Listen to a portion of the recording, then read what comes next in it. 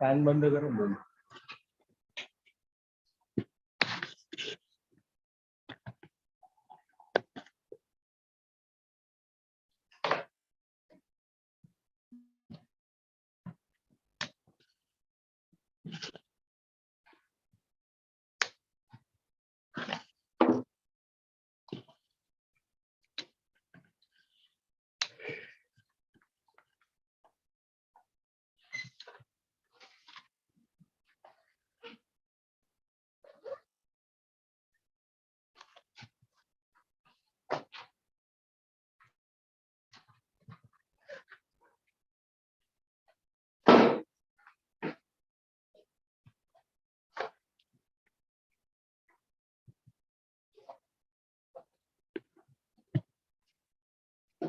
Hello, am I audible? Hello.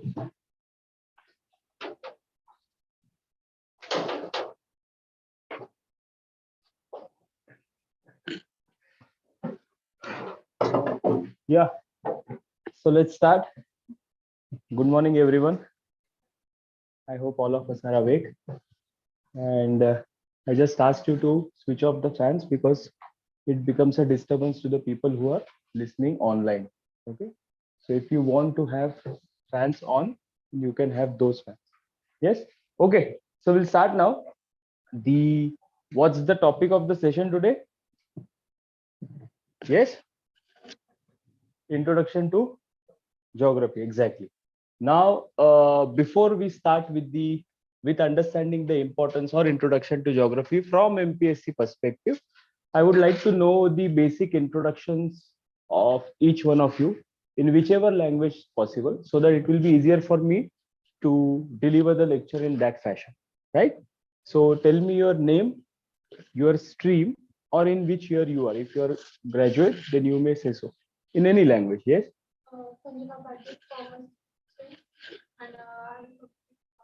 Okay, so you will be preparing full-fledged for the MPSC. Okay. Okay. Bus.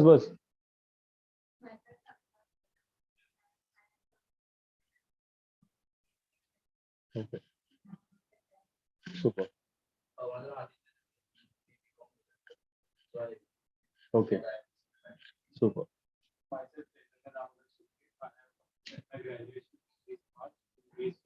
Okay. Okay. Good. Okay. And you are graduate.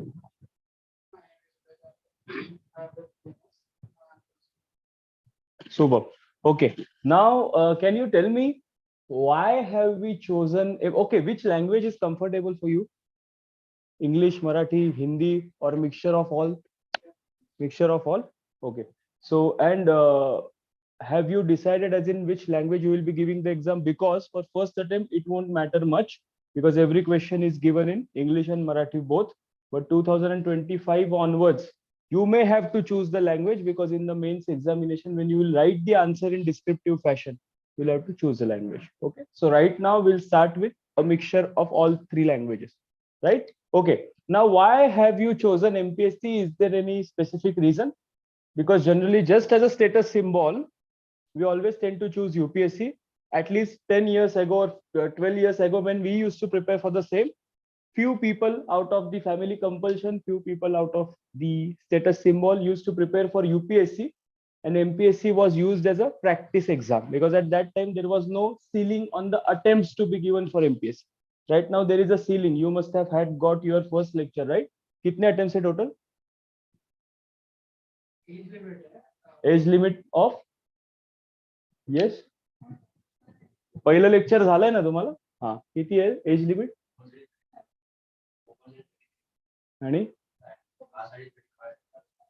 आणि अटेम्प्टचं limit आहे? नाहीये. Okay, तुम्ही जाऊन check कराल अटेम्प्टचं limit आहे का. No worries. So का MPSC निवडलं, कोण सांगू शकेल मला? का युपीएससी नाही? मी विचारतो त्यासाठी काही महत्व आहे, मी सांगेन तुम्हाला. बिकॉज आज तेच आहे की भूगोलाचं महत्व आणि रिलेव्हन्स एक्झाम. काही सांगू शकेल काही स्पेसिफिक कारण? येस, काहीतरी ते ठरवून निवडलं असेल ना, का टाइमपासला आले आपण?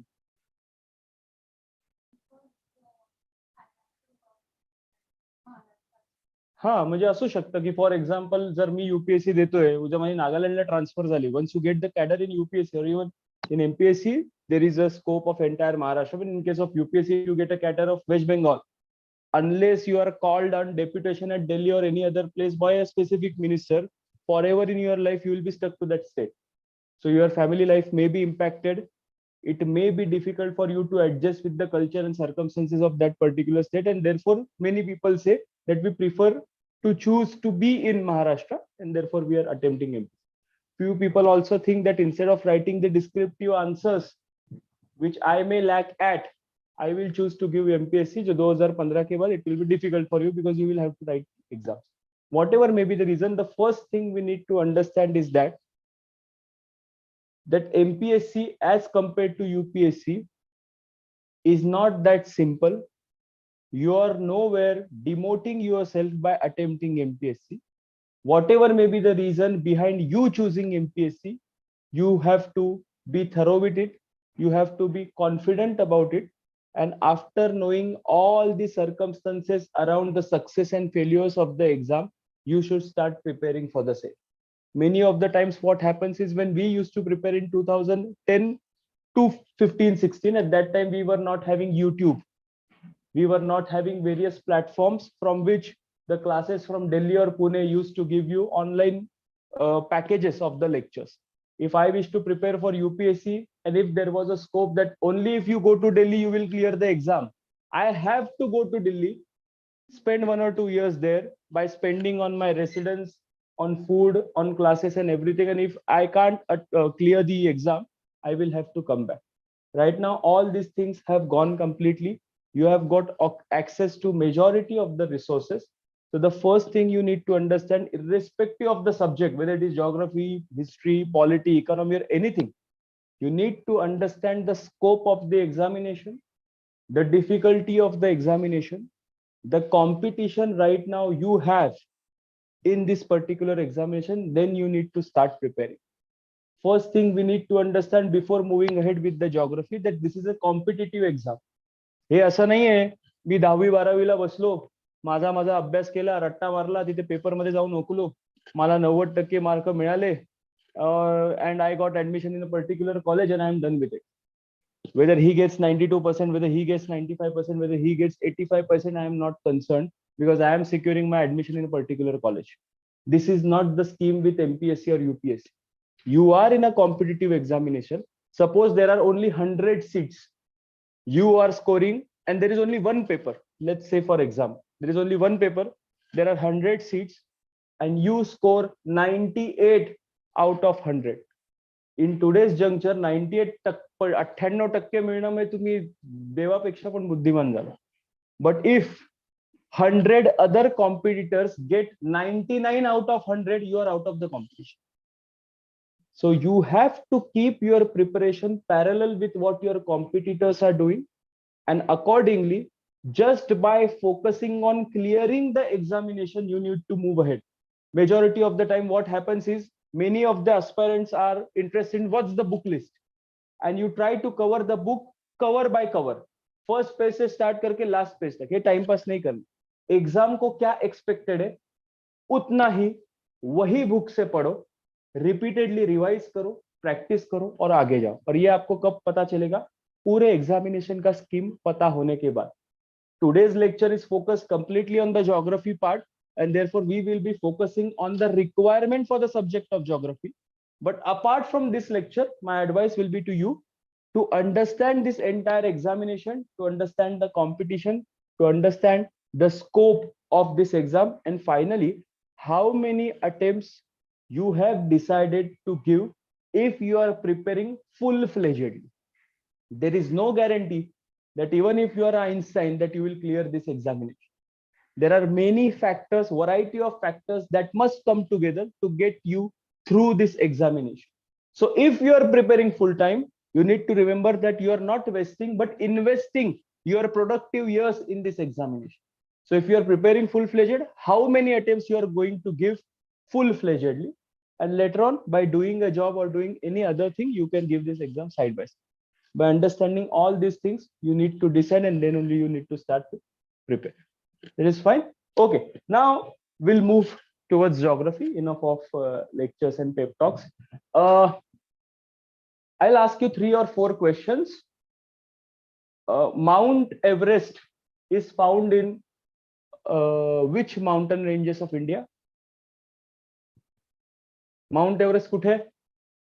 इथे सातपुडा पर्वतरांग वगैरे इकडे कळसुबाई वगैरेला आहे का? कुठे, कोणत्या पर्वतात आहे? हिमालय. अरे तुम्ही एवढं विचार करायला लागते. हा ठीक आहे. हा ते एवढं स्पेसिफिक मध्ये नाही, ते सगळं आपल्याला बघायचंय. शिवालिक काय हे काय हिमालयामध्ये ना. बेसिक विचार. पृथ्वीचा उपग्रह कोणता आहे? Natural. What is the natural satellite of earth? Moon. Yes. Monsoon भारतात 2 वर्षापूर्वीपर्यंत कधी यायचा? आजकाल 12 महिने पाऊस पडतो. तर मुलांच्या सिलेबस मध्ये ऋतुचक्रच काढून टाकलं पाहिजे. कधी उन्हाळा 4 महिने उन्हाळा, 4 महिने पावसाळा, 4 महिने हिवाळा, सगळं संपले. पावसाळा 12 महिने लंडन सारखं झालं. पण तरी 2 वर्षापूर्वीपर्यंत पावसाळा केव्हा सुरू व्हायचा भारतात? जून मध्ये, right? Okay. Which river is considered as Dakshin Ganga? Godavari, exactly. So you must remember that you know few of the basics of this particular topic. It's not the case that you are approaching any annual topic or subject that is difficult for you to understand the same. Now, after knowing the facts that this subject you have already learned in your school days, but you had not given any importance to that subject and just focus on that subject to clear the exam, henceforth, from the examination and perspective, you have to be thorough with this particular subject by taking certain facts from your school syllabus, adding some extra elements from the reference book, and start preparing for this particular subject. So first thing you need to know that you know the basics of this particular subject as you have already studied it from school days. And now we'll understand what's the basic importance of this subject in 4 pointers. And thereafter we'll understand the relevance of the same, right? So the purpose of this particular lecture is to understand the importance of geography, especially from MPSC state services examination. Okay. The first thing is that it's easy to link and understand, because majority of the study of this particular subject is map based. There is a particular hierarchy and linkage if you start studying. So for example, if we go from west to east in case of India, yes, और यहाँ पे सोचो पाकिस्तान है, क्या general diagram क्या है? Diagram आपको करना पड़ेगा, मेरा गंदा है, आपको exam Dena. Yes, suppose this is India. Okay, now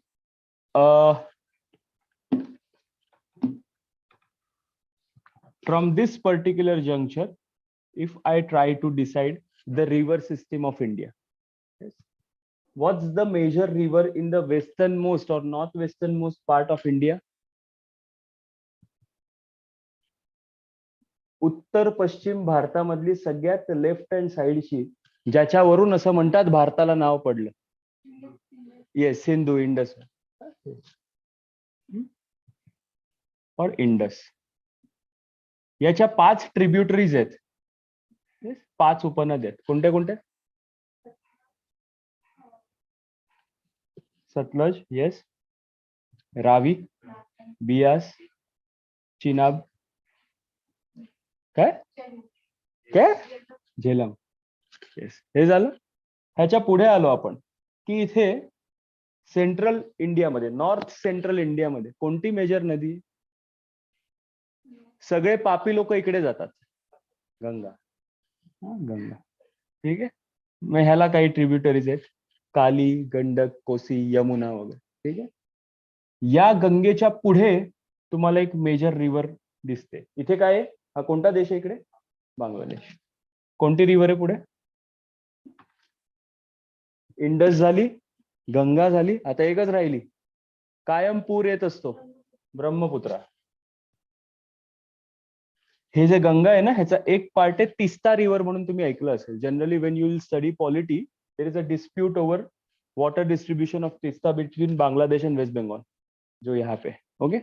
आणि ही ब्रह्मपुत्र अशी येते बंगालच्या उपसागरामध्ये मिळून. So there are 3 major river system especially in central northern India. For मग इथे नर्मदा, गोदावरी, कावेरी हे सगळं खाली आलं. Now you may see that there is a linkage to entire river system as far as north central part of India is concerned. If we are talking about Himalayan ranges, the same is the case. There are 3 ranges. Himadri आहे, middle Himalaya, Shivalik आहे, ज्याला आपण north eastern असं mountains असं पण म्हणतो. Yes. So every time you will try to study, especially the physical aspects of geography, you will have linkages to each and every aspect, and those linkages can be pictorially depicted on maps. This is the only subject where you may understand the subject from the maps, and therefore it is easier to remember. Especially this exam majorly is of remembrance, yeah, than the knowledge. तुम्हाला कितीही जरी knowledge असलं तरी त्यावेळी एक्झामला लिहिताना तुम्हाला किती आठवतंय आणि तुम्ही ते आठवून काय मार्क करताय याच्यावर तुमचा सक्सेस. आणि म्हणून एखादी गोष्ट आठवण्यासाठी तुम्हाला मॅप बेस्ड असल्यामुळे त्याचं लिंकेज आणि अंडरस्टँडिंग हे इझी आहे. हे आपण जनरल इम्पॉर्टन्स बघतो, एक्झामच्या रिलेव्हन्सवर आपण येणार. Second important thing, as we have already said that it's a competitive examination. Whenever you think about the competition, you need to focus on the topics or the subjects on which they will be asking the question. And when this question comes, we focus majorly on ज्याचं further distribution आपण बघणार आहोत. आत्ताच्या क्षणाला आपण बघतोय, that is weightage. प्रिलिमच्या एका जीएसच्या पेपरमध्ये in mains GS1, how many questions are asked on this particular subject and whether it is scoring or not. आपण रिलेव्हंटली बघणार. आत्ताच्या क्षण आपल्याला बघायचं वेटेज काय.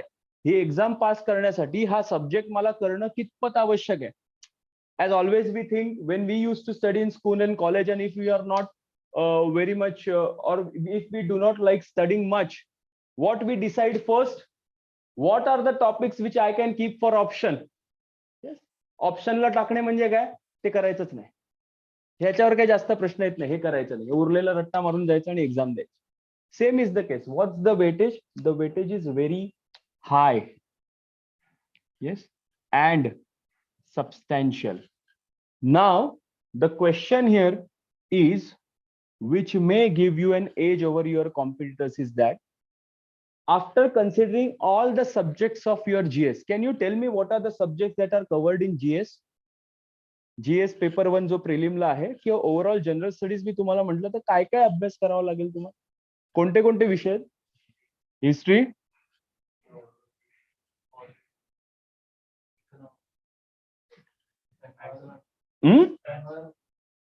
एन्व्हायरमेंट ठीक आहे, याचाच पार्ट आहे. मेजर सब्जेक्ट पाहिजे सायन्स अँड टेक. आणि एन्व्हायरमेंट मी इथे पकडलाय त्याच्यामुळे. आणि सगळे करंट बेस्ड, प्रत्येकाशी तुम्ही रिलेव्हन्स लावून बघणार. Yes. Now if you consider your competitors, majority of them will be well versed with polity.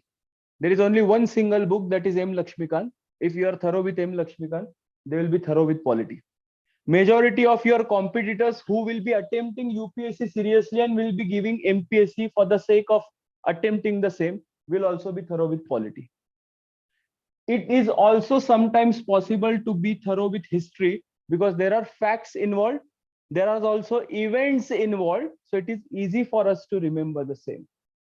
There might be few people who might be thorough with economic because there is relation between polity and economic. If we are understanding article 1110 regarding money bill, जे budget असतं, त्या बजेटमध्ये दिलेले पैसे हे कोणती ministry कोणत्या योजनेसाठी वापरणार आहेत हा इकॉनॉमिक्सचा पार्ट झाला. सो ज्यांचं पॉलिटी चांगलं आहे कदाचित त्यांचं इकॉनॉमिक्स चांगलं असू शकतं. Those who are from science background, they might be good at science and tech. This is the only subject which is done by every aspirant in their school days, आणि त्यानंतरला कधीच हात लावलेला नाहीये. त्यामुळे बऱ्याचदा कॉम्पिटिटिव्ह एक्झामची तयारी करताना याच्यावर आणि याच्यावर फोकस होतो आणि जॉग्राफी निग्लेक्ट होतो. आता आपण म्हटलं की ही कॉम्पिटिटिव्ह एक्झाम आहे, त्यामुळे बाकीचे ज्याच्यामध्ये बेस्ट आहेत त्यात तुम्हाला बेस्ट राहायचंच आहे, म्हणजे हिस्ट्री, पॉलिटी, इकॉनॉमी. पण त्यांच्या पुढे जायचं असेल तर ज्या गोष्टीवर ते दुर्लक्ष करतात तो तुमचा चांगला पाहिजे. बऱ्याचदा एमपीएससी असेल, यूपीएससी असेल, geography is the most neglected subject but most scoring subject because those are based on facts. Rajasthan मधलं वाळवंट उद्या बदलणार नाही. कॉन्स्टिट्यूशन अमेंड होऊ शकते, इकॉनॉमिक पॉलिसी चेंज होऊ शकतात. काँग्रेस गव्हर्नमेंट असेल तेव्हा सगळ्यांना राजीव गांधीचं नाव दिलं, मोदी आलं तर सगळ्या बीजेपीच्या लोकांचं नाव दिलं. उद्या आणि कोण आप येईल तर केजरीवाल स्वतःचीच नावं देईल. योजना बदलतील, पैसे देणं बदलेल, मिनिस्ट्रीज बदलतील, अनेक गोष्टी बदलतील. पण जॉग्राफीमध्ये मेजॉरिटी ऑफ द फॅक्टर्स बदलत नाहीत, बिकॉज एखादं वाळवंट फॉर्म व्हायला, एखादा पर्वत फॉर्म व्हायला, एखादी माती फॉर्म व्हायला हजारो वर्ष लागतात. आणि आपलं आयुष्य हार्डली 60-70 वर्षाचं आहे. पिझ्झा बर्गर खाऊन तर 50 वर्ष. तुम्ही तितक्यात काही जॉग्राफी बदलत नसतो. So technically, majority of your competitors are weak at geography. If you are having an edge in geography, then there are higher chances that you will clear this examination. Yes. Second, जे ह्याचाच आपण factor बघितलं ते सगळ्यात पहिली गोष्ट म्हणजे fact based आहे. Majority of this subjects if you get apart from history are also current oriented. There is everyday development in polity. You have everyday current affairs in economy. Same is the case with science and tech. Hardly do we have any current affair as regards to geography. So current शी जास्त updated न राहता जेवढं पुस्तक आहे त्या पुस्तकामधलेच facts understand करून तुम्हाला ह्या सब्जेक्टवर एस करता येत. सो तुमचं मटेरियल लिमिटेड आहे. अदरवाईज बाकी सगळ्या सब्जेक्टला रोज येणारा न्यूजपेपर हे तुमचं ऍडिशनल मटेरियल आहे इंटू 365 डेज. येस. सो एक फॅक्ट्स बेस्ड आहे, दुसरं मॅप बेस्ड आहे, जे आपण म्हटलं की पिक्टोरियली तुम्ही करू शकता. Generally we are interested in cinemas. If suppose एक कोणता, आता माहित नाही आपलं जनरेशन व्हेरी होत असतील म्हणून, एक कोणतरी फेमस काय डीडीएलजी असेल नाही तर कोणता पिक्चर आपण सगळ्यांनी बघितला असेल, त्याची जर स्क्रिप्ट मी तुम्हाला दिली, फक्त स्क्रिप्ट, आणि सांगितलं ही वाचा, बोर व्हाल, 2-4 वेळा वाचाल, हार्डली 1-2 डायलॉग लक्षात राहतील. सेम स्क्रिप्ट एखाद्या आर्टिस्टने डायलॉग म्हणून ते डायलॉग तुम्ही थिएटरमध्ये जर बघितले तर जास्त लक्षात राहत. जसं आपण मगाशी संपूर्ण मॅपचं प्रेझेंटेशन बघितलं, पिक्टोरियल फॉर्मॅटमध्ये असल्यामुळे लक्षात ठेवणं सोपं जातं. आणि फॅक्ट बेस्ड आहे म्हणजे लक्षात ठेवण्यावरच या सब्जेक्टला तुम्हाला मार्क मिळणार. Generally in case of polity, sometimes in case of economy, you may use the analogy की हे असं असेल तर कदाचित हे असू शकतं. पण जॉग्राफीमध्ये एनालॉजी लावणं थोडं कठीण आहे फॅक्ट बेस्ड असल्यामुळे. आणि काही प्रमाणात hardly 20% it is also conceptual. Especially when we talk about the weather system, the atmosphere, and how the monsoon is formed, why it is delayed. जे आता करंटली चालू आहे, अजून पाऊस आलाच नाही, गरमच होतोय, मे महिन्यात चालू आहे आणि नको तेव्हा पाऊस येतो, फेब्रुवारीत, नोव्हेंबरमध्ये, ऑक्टोबरमध्ये, असं टाइमपास. याच्यामध्ये काही कॉन्सेप्ट आहेत ते कसं ते आपल्याला बघायचं. सो ऑलमोस्ट 80% तुम्हाला जर बघायचं असेल तर फॅक्ट बेस्ड आहे, ओनली 20% कॉन्सेप्च्युअल आहे आणि मेजॉरिटी मॅप आणि pictorial based. Yes. This is the general importance of this particular subject. Why you need to score on this? Because your competitors might not be well versed with it. So to cut the competition, you need to be thorough with this. It is easier for you to have linkages because it is map based. It's a pictorial form. And 80% of the subject is fact based and 20% is conceptual. Done? Now we'll understand the importance and relevance of this subject by considering each and every step of your examination. How to study this exam, what's the book list, if at all there are current affairs, how to cover those current affairs, how to analyze the previous year questions, and what should be the strategy to prepare geography for this particular examination. Okay. How many of you plan to give this exam next year? Or if any one of you have given prelim exam on 4th of June? Both of you? Have you prepared for this examination? Very well. So right now you are attending the class just to have a grasp over it again. Okay, how was it? GS1 was tricky a bit. Huh? My score was 90 to 100 in between. Okay. So, Out. 2-3 questions थोडे की रमेश भाईचं होतं त्याच्यामध्ये दिलेलं की त्रिपुराचे होते ते पण almost ते झारखंडचे होते. ते तर काय फायनल की मध्ये रेक्टिफाय होईल कोणतरी त्याच्यामध्ये हे करेल. बाकी सीसॅट तर 113 आला म्हणजे क्वालिफाय. ते तर ठीक आहे. हा जीएस वरच सगळा game. Good enough. Okay, so now we'll understand the scheme of the examination and accordingly we'll understand the importance of geography for each of these steps. Yes. The first step is pre. हे lecture झालं का तुमचं? काय काय आहेत त्याच्यामध्ये steps exam मध्ये जे देतात त्यांना कदाचित माहिती असेल. झालंय का असं लेक्चर? झालंय की नाही? नाही तर तुम्ही नसेल अटेंड केलं. Okay, there are 3 steps. First is pre. एकदम शॉर्ट मध्ये सांगणार आहे, हा काय आपला विषय नाही. Second is mains and third is interview और बेसिकली पर्सनॅलिटी टेस्ट म्हणतात त्याला. इंटरव्ह्यू आपण काही म्हणतो, personality check. Yes, pre, mains and interview. Pre objective आहे, मेन्स पण ऑब्जेक्टिव्ह आहे पुढच्या वर्षीपर्यंत. 2025 नंतर मोस्टली पॅटर्न चेंज होतोय, तेव्हा कोणी रस्त्यावर बसलं त्यांना विचारणार नाहीये, त्यामुळे इथे डिस्क्रिप्टिव्ह होणार आहे. परत युपीएससी पॅटर्नला जाणार, तेव्हाचा तेव्हा बघू. तुमचा एम असला पाहिजे की एकच वर्ष राहिले, क्लिअर करून टाका, म्हणजे डिस्क्रिप्टिव्हचा प्रश्न येणार. आणि त्याच्यानंतर असते personality test. Now in prelims you have 2 papers. One is GS1 and second is GS2, ज्याला आपण युपीएससीच्या भाषेमध्ये सीसॅट असं म्हणतो. इकडे पण काही लोक सीसॅट म्हणतात. पूर्वी या दोघांचे मार्क कन्सिडर करून प्रीचा स्कोर ठरवून तुमचा कट ऑफ लागून तुम्ही मेन्सला जाणार की नाही हे ठरवायचं. आता याला पण युपीएससी सारखं क्वालिफाईंग करून GS1च्या बेसिसवर mark. Ultimately whether you will go for mains or not will be decided on GS1 only. Yes, how many questions are there in GS1? And each question carries how many marks? So ultimately we are having 200 marks paper for prelim. And from this perspective we'll understand the importance of geography in prelims especially, and how to study it. Okay, now out of the 100 questions asked in prelims on all the subjects of GS, on an average, if we consider majorly the question papers post 2016 or so, on an average 12 to 15 questions are asked on geography. 100 पैकी 15 किती टक्के झाले? CSAT 100 पैकी 15 में किती टक्के? अरे 15%. हे काय बेसिक आहे? 200 पैकी विचारला तर प्रश्न आहे.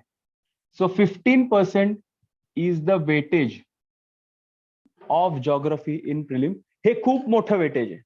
याचा अर्थ 12 दुणे 24 किंवा 15 दुणे 30 mark may be asked to you in prelims only on geography. Of course we may divide it further जेव्हा आपण सिलेबस बघणार तेव्हा बघणार, because it is made up of mainly geography, to an extent environment and agriculture. पण तरी आपण geographyच main focus ठेवूया. ह्याच्यावर 10 प्रश्न तरी येतातच, आणि ह्याच्यावर मग उरलेले 5-1 प्रश्न आले तर येतात. Yes, so out of 100 questions in preliminary examination, 12 to 15 questions will come from geography, which carries 15% weightage or 24 to 30 marks. Yes, हे झालं weight. Secondly, geography as a subject is majorly divided into 3 or its scope is divided into 3 parts. We may say that geography is world geography. आपण नंतर syllabus वाचणार तेव्हा आपल्याला कळेल. Indian geography आणि महाराष्ट्र. कधी एमपीएससी असेल सेम सिलेबस असतो यूपीएससीचा पुढे with special reference to Maharashtra. So world, India and Maharashtra geography. आणि या तिघांचे पुढे पार्ट असतात, that is physical geography, social geography, economic geography.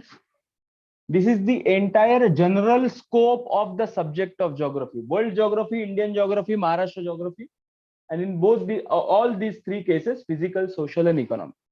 As far as pre is concerned, if you try to analyze the previous year question papers post 2016, you will understand that almost out of 15, 10 to 11 questions are asked only on world and Indian geography. If you go through the syllabus, you will also have word Maharashtra geography in preliminary portion. But if you try to analyze previous year question papers, major questions are asked on world and Indian geography. So as far as prelim is concerned, your focus should be clear that you may ignore Maharashtra geography, but you can't ignore world and Indian geography. It won't happen that you will ignore Maharashtra, because first we start with preparation of mains. तर महाराष्ट्र तुमचं त्याच्यात होऊनच जातं, पण तरी आपण फक्त प्रीचा focus बसतोय म्हणून मी महाराष्ट्राला काढून world and Indian job. Separate book list आपण याच्यात बघणारच आहोत, पण तरी सुद्धा आता रेफरन्स आला म्हणून डोक्यात आलं माझ्या की काही पुस्तकं याच्यासाठी मस्ट आहेत, जी तुम्हाला लक्षात ठेवायलाच पाहिजेत. एक म्हणजे 7 to 12 SSC ची, आणि हे क्विक रिव्हिजन आहे, शाळेमध्ये केलेलं असतं, टाइमपास प्रत्येक धडा, मग चंद्र असा हा असा एवढं वाचत नाही बसत. ते आपण बघूया कसं वाचत. 7 to 12 SSC चं, आणि एक फिजिकल जॉग्रफीचं 11th NCERT आहे. तुम्ही हे नाही लिहिलं तरी चालेल, कारण पुढे आपण सेपरेट बुक लिस्ट बघणार आहोत. हे दोन मस्ट पुस्तक आहेत. Otherwise for few other subjects except history, I hardly advise anyone to go through NCERT if you are preparing within a span of a year, because hardly do you have time if you are not preparing full-fledged. Some of you might be doing job or going to colleges or any other occupations or engagements you may have. At that time, it is difficult for you to read NCERTs and thereafter read the major books. But as far as geography is concerned, majority of the contents you can pick up from NCERTs. There are many instances where they have picked up the question and the topics directly from the NCERTs. आता आपण book list बघताना कसं बघणार आहे की जे लोक मराठीमध्ये प्रिपेअर करायला कम्फर्टेबल आहेत ते मराठीमधली कोणती पुस्तकं वापरू शकतात, आणि जे इंग्लिशमध्ये वाचायचं ते इंग्लिशमध्ये कोणती वाचू शकतात. त्या दृष्टीने आता फक्त रेफरन्स आला म्हणून मी तुम्हाला दाखवतो. येस. सो पहिलं आपल्याला कळलं की त्याचं वेटेज काय आहे. दुसरं आपल्याला कळलं की 3 स्कोप जे आहेत त्याच्यामध्ये प्रिलिम वर कशामध्ये जास्त फोकस आहे. Third, one tip as far as prelims is concerned, though when we'll understand the strategy to prepare the subject, it will be repeated. But right now you need to understand that apart from making smaller notes of few of the facts of all this subject, the best way to prepare for prelims is to have at least 20 maps. Maps आपल्याला मिळतात ना, रिकामे maps. आता world आणि India म्हणून जगाचा पण मिळेल, भारताचा पण मिळेल, दोन्ही मिळून तुम्हाला 20 इंटरनेटवरून प्रिंट काढू शकता किंवा करू शकता. And each and every major topic of your geography should be depicted on separate maps. म्हणजे फॉर एक्झाम्पल माझा एक मॅप आहे, त्याच्यावर मी अख्खी नदी प्रणाली काढलेली आहे, रिव्हर सिस्टीम. दुसरा मॅप आहे, त्याच्यावर माझ्याकडे सगळे फॉरेस्ट म्हणजे नॅशनल पार्क्स वगैरे सगळे काढलेले. थर्ड मॅप आहे, त्याच्यावर माझ्याकडे सगळ्या माउंटन रेंजेस आहेत, हिमालयाची सिस्टीम कशी आहे, हे कशी आहे. So those maps will come handy to you to revise the particular. म्हणजे तुम्हाला लोकेशन्स पण कळतील. उद्या डायरेक्ट मॅप आला या प्रिलिमला, एक चंद्राच्या आणि पृथ्वीच्या पोझिशनवर एक प्रश्न आला होता, डायरेक्ट मॅप आला तरी तुम्हाला कळेल, आणि नाही मॅप आला तरी तुम्हाला एक अॅनॉलॉजी करण्यासाठी एक चित्र तुमच्या डोळ्यासमोर राहील. सो बेसिकली प्रिलिमचा अभ्यास करताना स्कोप तुम्हाला कळला, पण या अभ्यासाच्या नोट्स मेजरली मॅप बेस्ड असल्या पाहिजेत. As far as physical geography is concern. हे बघा, हे फिजिकल आहे ना, मराठीमध्ये काय म्हणतो आपण याला, शारीरिक वगैरे, फिजिकल. येस, प्राकृतिक.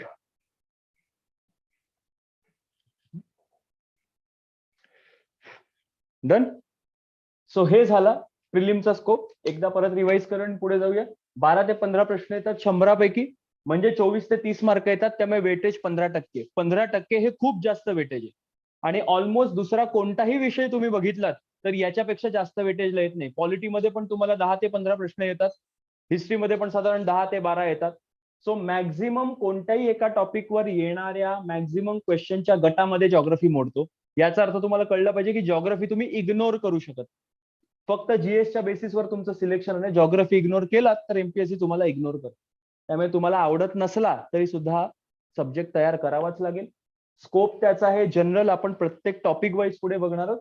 पण प्री साठी आपल्याला कळायला पाहिजे की महाराष्ट्र जॉग्रफी लिहून सुद्धा मेजरली फक्त वर्ल्ड आणि इंडियन जॉग्रफीवरच त्यांचा फोकस आहे. त्यामुळे आपण प्रिलिमचा अभ्यास करताना वर्ल्ड आणि इंडियन जॉग्रफीज बघायचं. आणि आपण मॅप बेस या नोट्स, ही एक ट्रिक आहे, फार जुनी ट्रिक आहे. आम्ही तयार करायचो 10-12 वर्षापूर्वी, तेव्हापासूनची ट्रिक आहे की एक जवळपास 20 मॅप बनवायचे. यातले साधारण 12 ते 13 मॅप्स हे इंडियन मॅप्स असतील आणि 7 ते 8 वर्ल्ड मॅप्स असतील. आणि प्रत्येक एक टॉपिकचं कम्प्लीट पिक्टोरियल डिपिक्शन तुमच्या प्रत्येक मॅपवर पाहिजे आणि त्या तुमच्या नोट्स तयार झाल्या पाहिजे. येस. आता 2024 मध्ये तुमच्या मेन्सला तुम्हाला फक्त टिक मार्क करायचे म्हणून तुम्ही वाचाल. जनरली ही मेथड युपीएससी ला वापरतात. कारण युपीएससी ला जेव्हा GS1 चा आपण पेपर लिहितो तेव्हा तो पेपर लिहिताना तुम्ही जर मॅप काढले तर तुम्हाला ऍडिशनल मार्क्स मिळतात. पण ते मॅप तसे काढण्यासाठी त्या मॅपवर कुठे काय आहे मला माहिती पाहिजे म्हणून आपण तशा नोट्स प्रिपेअर करतो. पण प्रिलिमला तरी ऍटलीस्ट तुम्हाला त्या हँडी येतील आणि मेन्सला तर येतीलच येतील. येस. हे झालं प्रिलिम्सच्या स्कोपच्या बाबतीत. Now we'll understand the scope of geography for the mains examination. Now we'll talk majorly about the current patterns. We are not focusing on the pattern which will be followed in 2015. Right now, you have 4 GS papers, right?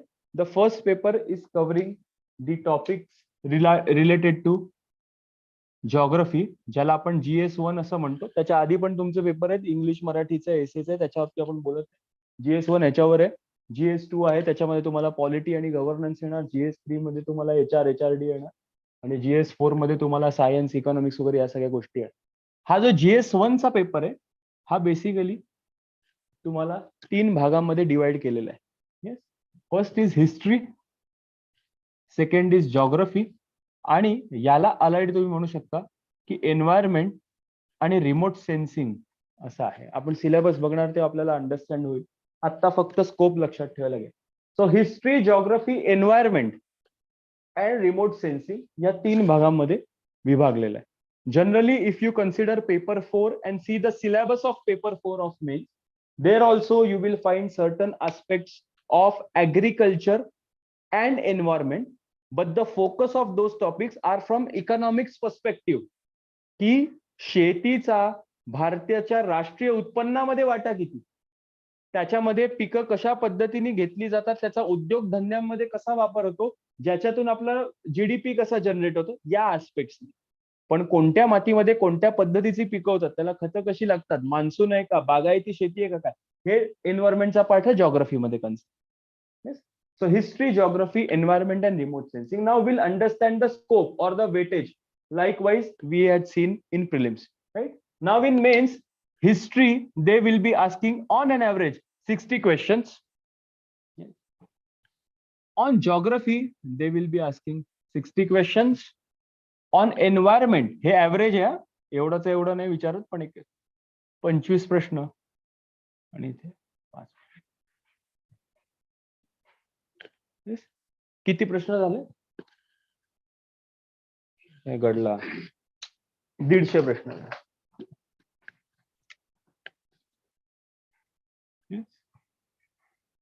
हा एवढा क्वेश्चनचा तुमचा मेन्सचा एक paper येतो. GS चे सगळे paper 150. History 60, geography 60, environment 25, remote sensing 25. आपण history काढून टाकूया कारण आज आपला हा टॉपिक नाही. जेव्हा मी जॉग्रफी म्हणतो मेन्सच्या पर्स्पेक्टिव्हनी, तेव्हा मी हे पण म्हणतो, हे पण म्हणतो आणि हे सुद्धा म्हणतो. So as far as geography is concerned, if you see the weightage, it is 60 questions plus 25 questions plus 5 questions. 60 अधिक 30 किती झाले? 90 प्रश्न आउट ऑफ 150 प्रश्न. किती टक्के झाले सीसॅट?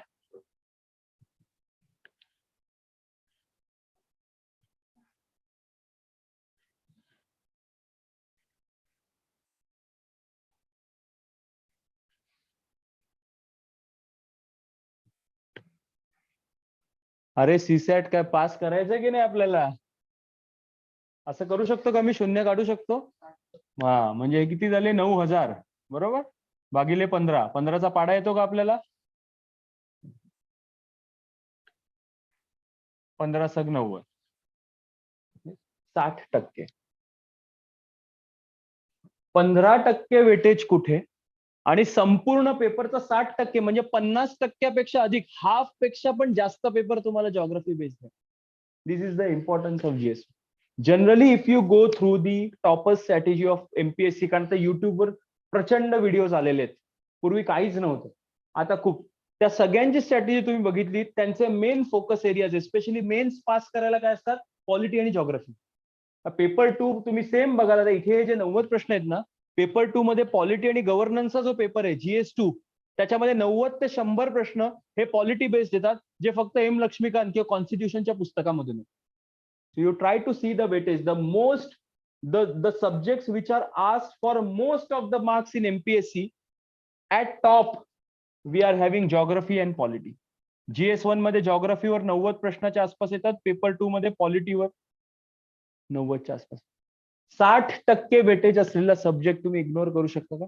आयुष्यात नाही करू शकता. ओके, सो प्रीला पण महत्वाचं वेटेज आहे, मेन्सला पण महत्वाचं वेटेज आहे. जनरली मेन्स मध्ये काय होतं, GS3 पेपर असतो ना, त्याचं मटेरियल खूप डिस्क्रीट आहे. HRD काही डेफिनेट नाहीये, काही गव्हर्नमेंटचे तुम्हाला रिपोर्ट्स वापरायला लागतात. आजकाल काही कंपाइल्ड पुस्तकं यायला लागलीत, पण त्याच्यातून पण तुम्ही पेपर फार स्कोर केला असेल. So generally the focus is to score mainly in GS1 and GS2, so that बाकीचे स्कोर्स कमी जरी झाले तरी ऍव्हरेज हटवून तुम्ही मेन्स क्लिअर करता. आणि जर तुम्हाला GS1 चांगल्या मार्काने पास करायचं असेल तर तुमचं जॉग्रफी उत्तमच पाहिजे. GS2 तुम्हाला पास करायचं असेल तर पॉलिटी किंवा लक्ष्मीकांत उत्तमच पाहिजे. So this is the weightage and scope of GS2. Now the part which we skipped from prelims will be asked majorly in mains. जे महाराष्ट्र भूगोलावर प्रिलिम मध्ये फार प्रश्न नव्हते, कारण हार्डली 12 ते 15 प्रश्नामध्ये आता किती विचारणार? इथे 90 प्रश्न आहेत विचारायला, त्याच्यामुळे महाराष्ट्र भूगोल इथे स्पेसिफिकली विचारला जातो.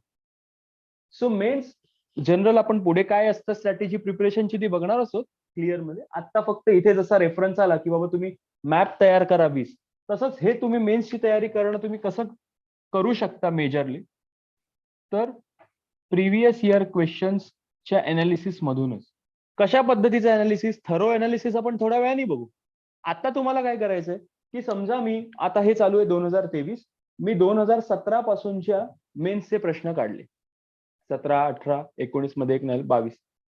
हे मेन्सचे प्रश्न, प्रत्येक प्रश्न मी बघितला आणि हा प्रश्न कोणत्या टॉपिकवर विचारलाय तो टॉपिक फक्त मी लिहिला. समजा एखाद्या पर्टिक्युलर प्रदेशातल्या मातीच्या प्रकारावर प्रश्न विचारलाय तर मी लिहिणार की तिथे ते लोक मृदेवर प्रश्न विचारतायत. मान्सूनवर विचारला तर मी हवामानावर प्रश्न विचारताय. बरोबर. खडक कोणकोणते आहेत, बेसॉल्ट आहे, किंवा खनिजे कुठे कुठे, लोह कुठे आढळतं, टंगस्टन नागपूरमध्ये जास्त आढळतं, हे जे त्याच्यावर विचारलं, खनिजावर विचारलं. असे टॉपिक्स मी लिहीन. पहिला पेपर लिहिताना तर मला टॉपिक्स मिळतील, पहिला पेपर अनालाइज करतात फक्त टॉपिक्स मी म्हणतोय. आणि त्याच्यामध्ये मग सब पण लिहायचं की बाबा हा आता इथ्यावर ना लोहवर विचारलं होतं, हवामानामध्ये ना हे लेह वाटेल का तुम्हाला, हवामानामध्ये तुम्ही मान्सून मध्ये विचारलं होतं XY. हे झालं. आता सेकंड पेपर, आणि ह्याच्यावर मी काय करणार, हे मार्क्स माहिती आहेत ना तुम्हाला, स्टॅटिस्टिक्स मध्ये आपण मारायचो असे. आता नेक्स्ट पेपर जेव्हा मी बघेन ना, तेव्हा जर परत मृदेवर प्रश्न आला असेल तर मला कळेल 2दा विचारलं, 3दा, असं तुम्हाला कळेल की काय फ्रिक्वेन्सीनी पर्टिक्युलर टॉपिकवर प्रश्न विचारतायत. याचा अर्थ ते टॉपिक्स मेन्स साठी एकदम महत्वाचे आहे आणि त्या दृष्टिकोनातून तुम्हाला अभ्यास सुरू करायचा. कळलं? कारण जनरली ह्याचा पोर्शन इतका वास्ट आहे, तुम्ही इथे पण बघाल जवळपास 1.5 पान आहे आणि त्या 1.5 पानामध्ये प्रत्येक छोटं लिहिलेलं आहे. आपण एक टाइमपास म्हणून एकच पार्ट आता वाचणार आहोत, कारण सिलेबस वाचणार तुमचा पार्ट आहे घरी, की तुम्हाला कळेल की एवढं सगळं नुसते शब्द लिहिलेत की मी काय करू काय नको. जसं आपण लेक्चरच्या सुरुवातीला म्हटलं आपल्याला परीक्षार्थी व्हायचं, परीक्षेत काय विचारलं जाणार आहे तेवढंच वाचायचं. पुस्तकाच्या प्रेमात पडून लेखकाच्या प्रेमात अख्खं पुस्तक वाचलं, घरी जायला लागलं, बाकीचे पण विषय आपल्याला कव्हर करायचे. So how you will understand the focus areas from geography on which the questions are asked in mains, because mains is very vast. You will start analyzing at least 5 years previous year question papers. From the first paper, you will read the question, you will understand the topic, you need to write the topic and also subtopic if possible, and mark one line against that topic. For the next paper, you will do the same. Ultimately, you may find out that on Mruda, they have asked 5 questions. On Hawaman, they might have 3 questions. On Khanij, they might have asked 10 questions. So, understandably, you will have the frequency of the topics on which questions are asked.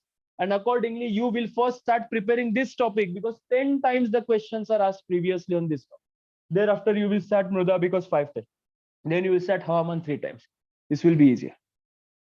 And the second part, just by having a passing reference, though we'll focus on strategy at the last of the lecture, last part of the lecture, that generally for any competitive examination, the scope of studying starts from studying for mains first.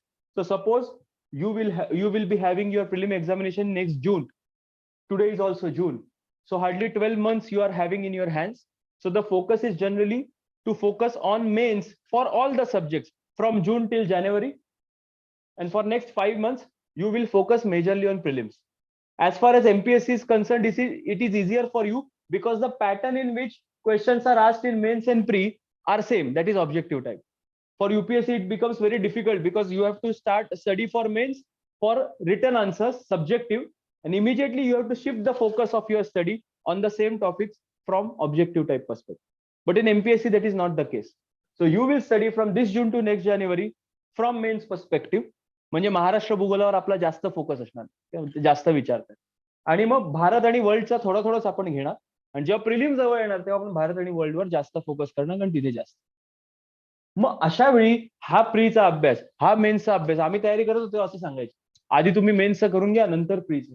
Eventually, as you mature throughout the study of this examination, you will understand that there is no pre, there is no mains. Every type of study should be comprehensive itself. मी जेव्हा एखाद्या विषयाचा, एखाद्या टॉपिकचा अभ्यास करतो, जर आपण फिजिओग्राफीच्या बाबतीत किंवा नदी प्रणालीच्या बाबतीत बोललो, तर हे मी आता मेन्स साठी करतो, ते मी आता प्री साठी. हा टाइमपास नाही चालत. याच्यावर मेन्स मध्ये प्रश्न होते, प्री मध्ये येऊ दे, माझ्या नोट्स या फुलप्रूफच असल्या पाहिजेत. अशा पद्धतीची तयारी आपल्याला करायला. मग आपण तयारी सुरू कशी करायची? तर मेन्स आणि प्री मध्ये जे कॉमन टॉपिक्स आहेत त्याच्यावरून आपण आपली तयारी सुरू करायची. कळतंय तुम्हाला? म्हणजे सुरुवात मी जेव्हा करेन तेव्हा जी गोष्ट प्री मध्ये पण विचारणार आहेत आणि मेन्स मध्ये पण विचारणार आहेत, महाराष्ट्र भूगोल फक्त मेन्स मध्ये विचारणार, प्री मध्ये नाही. मग सुरुवात करताना वर्ल्ड आणि इंडियन जिओग्राफीने करायची आणि अख्खा महाराष्ट्राचा भूगोल मेन्सच्या शेवटच्या लेक्चरमध्ये कमवून संपवायचा. आणि मग प्री करताना ऑलरेडी तुम्ही वर्ल्ड आणि इंडिया केल्यामुळे त्याच्यावर थोडं रिफ्रेशिंग करत, थोडे काही पॉइंटर्स ऍड करत तुम्हाला पुढे जात. हे झालं प्री, हे झालं मेन्स, आणि मग झालं इंटरव्ह्यू. इंटरव्ह्यू मध्ये हार्डली जॉग्राफी ओरिएंटेड कोण प्रश्न विचारतं. पण समजा काही नॅचरल कॅलॅमिटी आली असेल किंवा कोणत्याही पद्धतीचं डिझास्टर असेल, ज्याला काही जॉग्राफिकल किंवा एन्व्हायरमेंटल फॅक्टर रिलेटेड असतील, तर कदाचित तुम्हाला प्रश्न विचारला जाऊ शकतो. बऱ्याचदा आपल्याला वाटतं की पर्सनॅलिटी टेस्ट मध्ये आपण जॉग्राफीवर कशाला अभ्यास करायचा, पण असं नसतं. ज्या ठिकाणी तुम्ही अपॉइंट होऊन जाणार आहात, ते डिस्ट्रिक्ट किंवा एका तालुक्यामध्ये जाणार आहात, तिथे बऱ्याचदा अशा नॅशनल कॅलॅमिटी येत असतात. तुम्ही जर डेप्युटी कलेक्टर वगैरे झालात तर डिझास्टर मॅनेजमेंटची जी कमिटी असते त्या कमिटीचा तुम्ही एक भाग असता. आणि अशा वेळी तुम्ही काय पद्धतीचं ओपिनियन देणार, हे ओपिनियन देण्यासाठी ते कशामुळे झालंय याचं नॉलेज तुम्हाला असणं आवश्यक आहे. पर्सनॅलिटी टेस्ट मध्ये कुठेही तुमचं नॉलेज कोणी चेक करत नाही. नॉलेज इकडे आणि इकडे चेक झालंय. त्या खुर्चीवर बसण्यासाठी तुम्ही लायक आहात का? मी तुम्हाला पटकन टाकलेल्या ट्रिकी क्वेश्चनवर तुम्ही संयतपणे विचार करून उत्तर देता का? आणि तुम्हाला जे काही आजपर्यंतचं नॉलेज आहे ते नॉलेज वापरून तुम्ही तुमचं उत्तर आयत्यावेळी कसं कन्स्ट्रक्ट करता, एवढ्याच बेसिसवर इंटरव्ह्यू असतो. सो जर त्यावेळी कोणती नॅचरल कॅलॅमिटी किंवा काही आली असेल तरच प्रश्न विचारतील. अदरवाईज इंटरव्ह्यू पर्स्पेक्टिव्हनी जॉग्राफी फार महत्वाचं नाहीये, पण प्री आणि मेन साठी महत्वाचा आहेच. इंटरव्ह्यूचा प्रश्न तेव्हाच येईल जेव्हा तुम्ही हे 2 पास करा. Okay, so you can't ignore geography. The weightage in pre is 15%, in mains it is 60%. In prelims, major focus will be on world and Indian, and on Maharashtra geography hardly there will be 2 or 3 questions. You need to have map based notes, especially from preliminary examination. And while studying for mains, you will analyze the previous year question papers. You will understand the topics on which the questions are asked repeatedly, and you will start studying those topics first, especially from the overlapping portion between mains and pre, that is world and Indian geography. And thereafter you will cover Maharashtra geography, which is specifically asked only in mains. Are we clear? Super. Now we'll understand the book list, which is technically taken or understood by taking notes from the book list of majority of the toppers in last 3 years. गेल्या 3 ते 4 वर्षातले जे महाराष्ट्रामध्ये पहिले दुसरे तिसरे आलेत, तो प्रसाद चौगुले, प्रमोद चौगुले, हे सगळे, त्या सगळ्यांच्या बुक लिस्ट मध्ये जे बेस्ट रिसोर्सेस ते क्लब करून आता मी इथे लिहितो. याच्या व्यतिरिक्त तुम्हाला जर कोणताही उत्तम रिसोर्स आढळत असेल तुम्ही नक्की घ्या, पण ते कसे वापरायचे काय हे आपण हळूहळू बघणार. येस. सो आपल्याला एक्झामचा दोन्ही स्टेजेस साठीचा स्कोप कळलाय. आता स्कोप कळल्यानंतर ते टॉपिक आपण कशातून आणि कसे वाचायचे याच्याकडे वळूया. That is book list. Okay.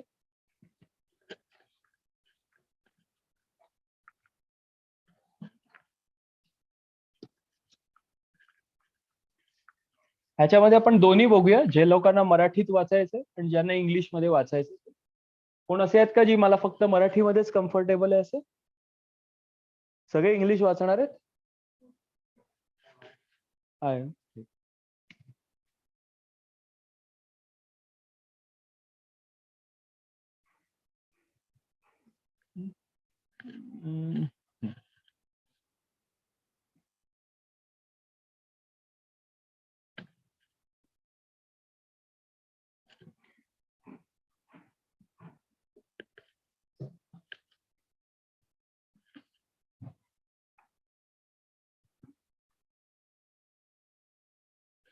Okay. आपण एक एक टॉपिक बघूया. आणि सॉरी, फिजिकल जिओग्राफी म्हणजे प्राकृतिक भूगोल. इंग्लिश मध्ये एक पुस्तक एकदम कॉमन, बेसिक, मोस्ट इम्पॉर्टंट आहे, दॅट इज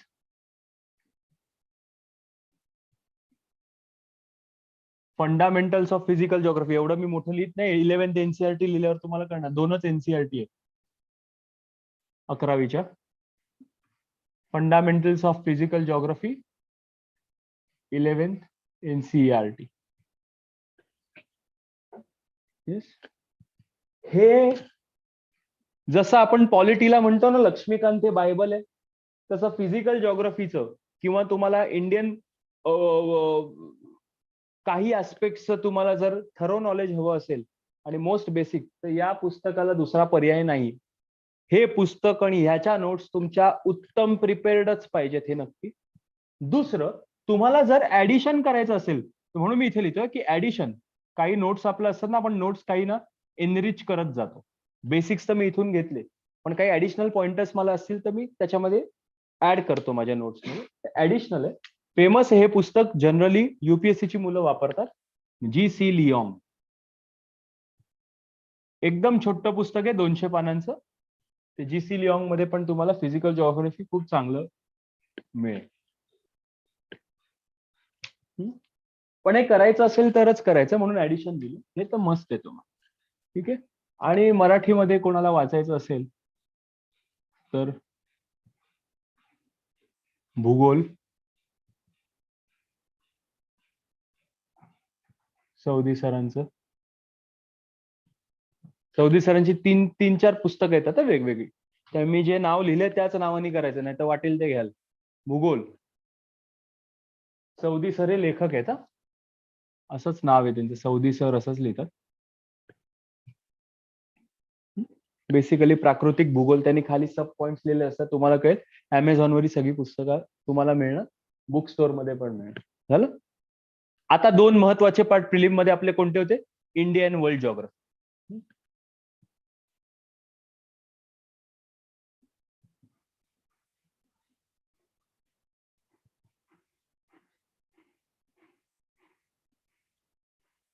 इंडियन जिओग्राफी. याच्यामध्ये सगळ्यात पहिलं आहे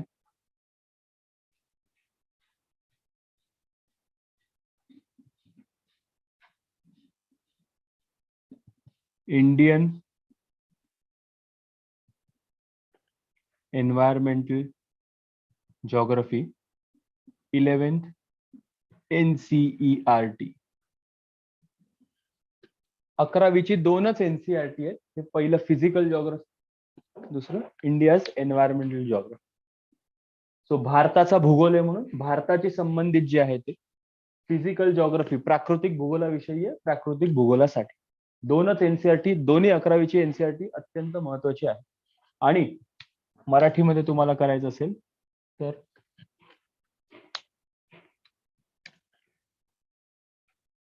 भूगोल आणि पर्यावरण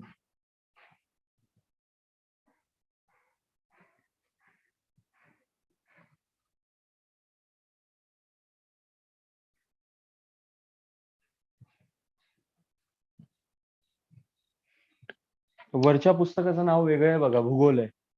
खालच्या पुस्तकाचं भूगोल आणि पर्यावरण आहे. 24 लेखक एकच, पुस्तकाचं नाव वेगळं.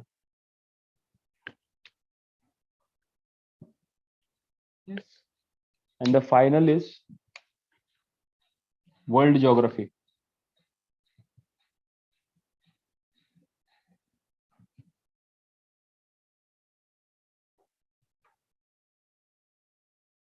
Yes. This is 11th and 12th standard SSC books on geography.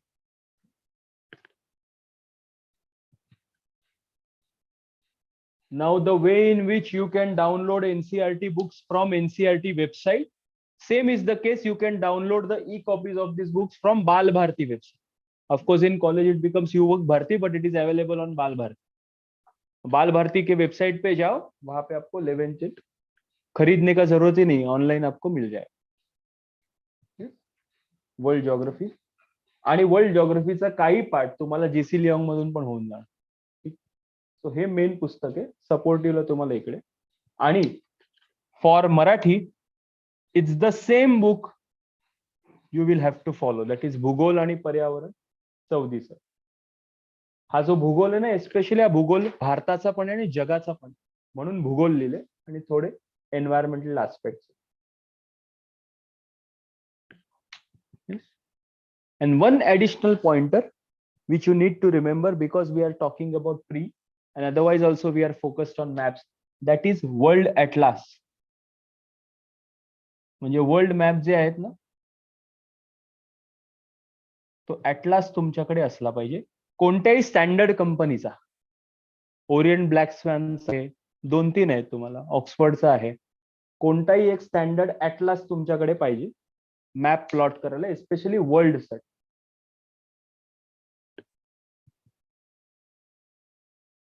Okay, so this is a compact book list for your preliminary examination, where you have hardly 2 NCERTs, 2 books from SSC, and GC Leong will add to all these 3 aspects. That is in addition. If you don't want to read, that is fine enough. आणि मराठीसाठी same आहे, एक पुस्तक घेतलं तर तुमचा physical geography complete होईल, जो प्री आणि मेन्स दोघांनाही तुम्हाला वापरता येईल. आणि एक पुस्तक घेतलं तर तुमचा भारताचा आणि जगाचा भूगोल एकाच पुस्तकामध्ये क्लिअर होईल. बस minimum book list but most relevant असा आपला फोकस आहे, म्हणून आपण एवढं घेतो. बरं, नाहीतर माझ्याकडे मेन्सच्या प्रत्येक टॉपिक कोणत्या पुस्तकातून करता येईल अशी पण बुक लिस्ट आहे, त्याला काही अर्थ नाही. ठीक, आता आपण मेन्स कडे जाऊया.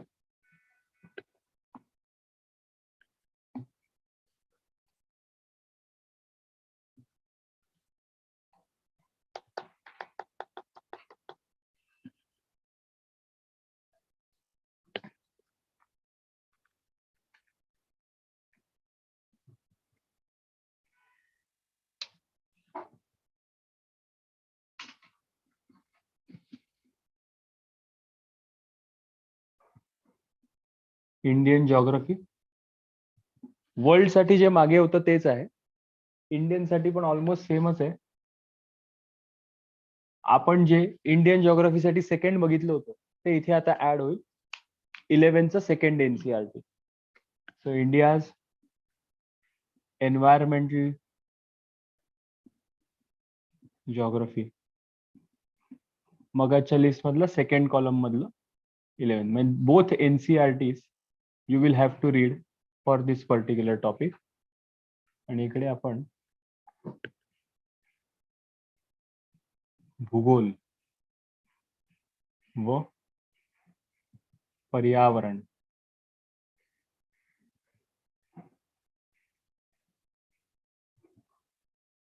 सौदी सरांचं.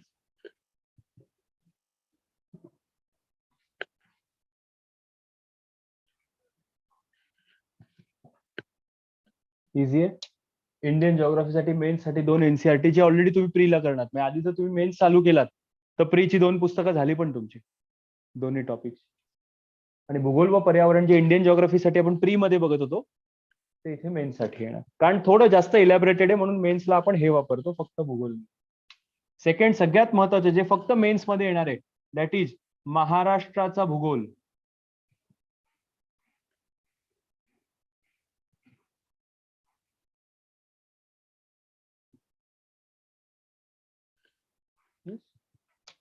Technically 11th and 12th, but if you do have time and if you are referring for prelims too, in mains only you need to cover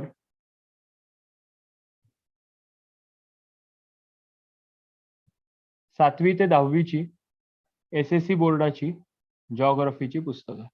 एकदम छोटी छोटी पुस्तकं आहेत, एक 9वी पर्यंत तरी बालभारतीच्या वेबसाईटवर तुम्हाला मिळून.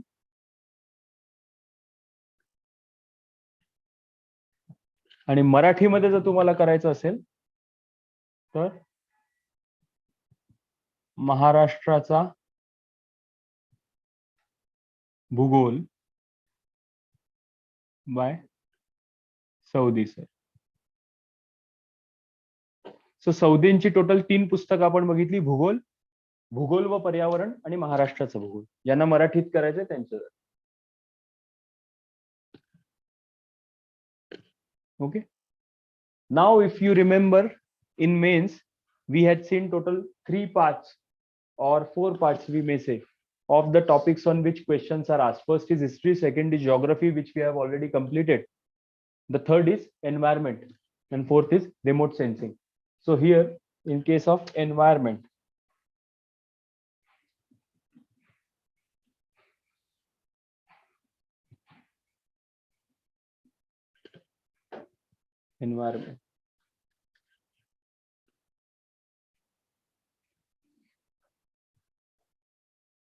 this book is also referred by UPSC aspirants. Shankar IAS चं एन्व्हायरमेंट मधलं पुस्तक. आणि तुम्हाला जर मराठीमध्ये करायचं असेल तर तुषार घोरपडे सरांचं पर्यावरणाचं पुस्तक.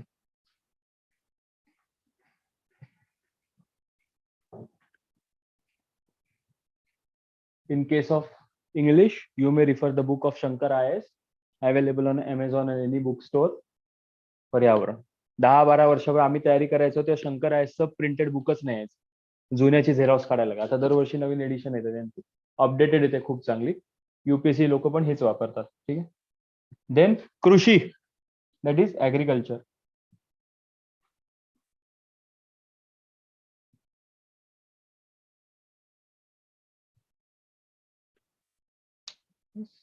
जे इकडे कव्हर केलंय त्यातलाच सब पार्ट आहे, that is 11th and 12th SSC board, जे तुम्ही ऑलरेडी वाचलेलं आहे वरच्या टॉपिक साठी.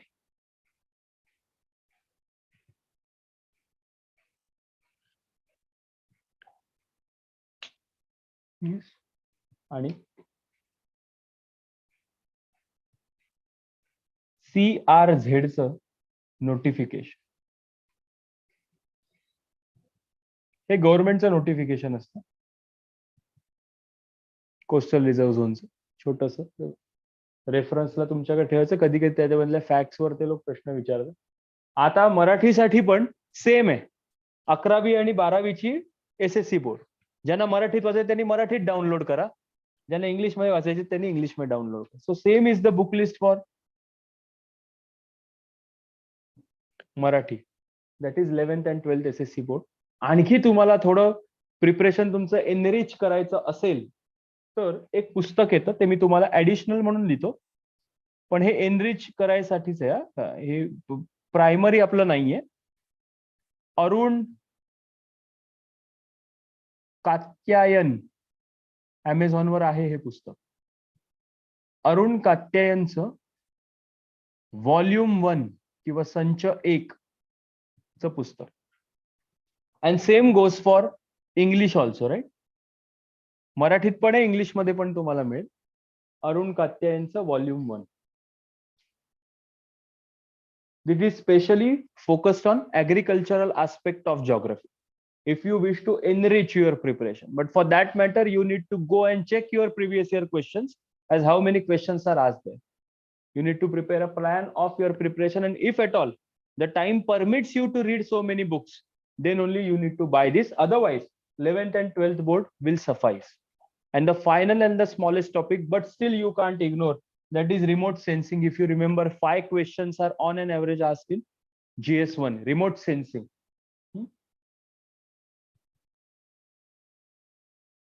सिलेबस मध्ये पण तुम्हाला सेपरेट टॉपिक हा दिलेला आहे. याच्यामध्ये काही स्पेशल पुस्तक तुम्हाला वाचायची गरज नाहीये. सगळ्यात पहिलं म्हणजे प्रिव्हियस इयर क्वेश्चन अनालिसिस तुम्हाला करायचं आहे. Yes,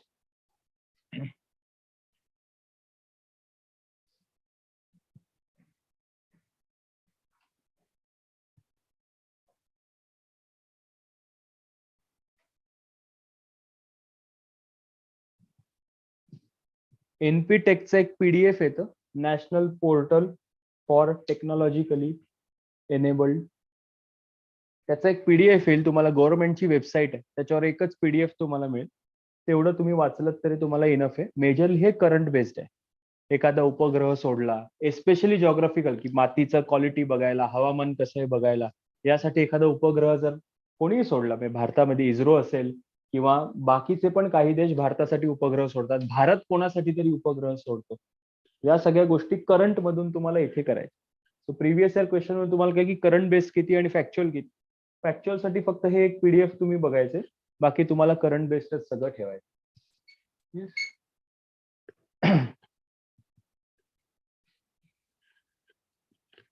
So I hope the book list is clear for pre and mains, both for English and Marathi both. Whatever suits you, you may take it. Especially the books of Saudi sir or maybe Tushar Ghorpal, Arun Katyan, you will have to buy. Hardly soft copy is available of them. You might get the soft copy of the notes made out of these books, but not the original books. As far as English books are concerned, in case of NCERT and SSC board books, you will have a soft copy free of cost. GC Leong you will have to buy, but that comes hardly for 200 250 because that's very small book. 198 पेजचं काहीतरी पुस्तक आहे, खूप छोटं, खूप मस्त, खूप diagrammatic पुस्तक आहे. त्याचा फर्स्ट हाफ जो आहे तो फिजिकल जॉग्राफीवर फोकस्ड आहे, आणि सेकंड हाफ आहे I think from chapter 14 onwards हा एन्व्हायरमेंटल आस्पेक्ट ऑफ जॉग्राफीवर. सो फ्लोरा, फाउना, वन, नॅशनल पार्क वगैरे हे सगळं तुम्हाला मिळेल त्याच्यात तुम्हाला. पण ते एनरिच करायला तुमचं प्रिपरेशन. ओके, सो प्री झालं, मेन झालं, इंग्लिश झालं, मराठी झालं. बुक लिस्ट क्लिअर आहे. प्री आणि मेन्स मध्ये जॉग्राफीचा स्कोप काय आहे हे क्लिअर आहे. डन. आता आपण पुढच्या भागावर जाऊया.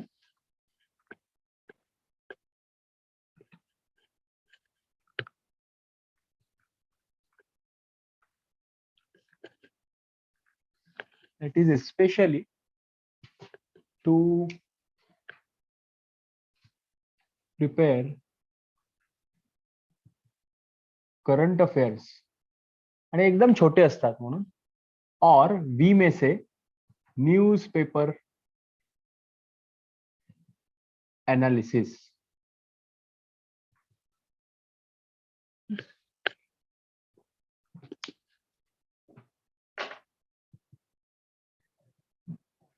Now newspaper analysis is a huge part of your entire preparation for different topics of GS. You will have to read the paper differently. Right now we are focusing only on geography, and therefore I'm not going much into how can you read the news of other topics. I have brought in few papers of the recent past. Recent past मध्ये याच आठवड्यातले paper आहेत माझ्याकडे. 7 जून, आज किती तारीख आहे? 9 आहे ना? 7 जून कधीच आहे? 7 जून आणि हा कधीचा आहे? 6 जून. ओके, 7 जूनचा मटा आणि लोकसत्ता आहे आणि हा मटा आहे 6 जूनचा. ठीक आहे.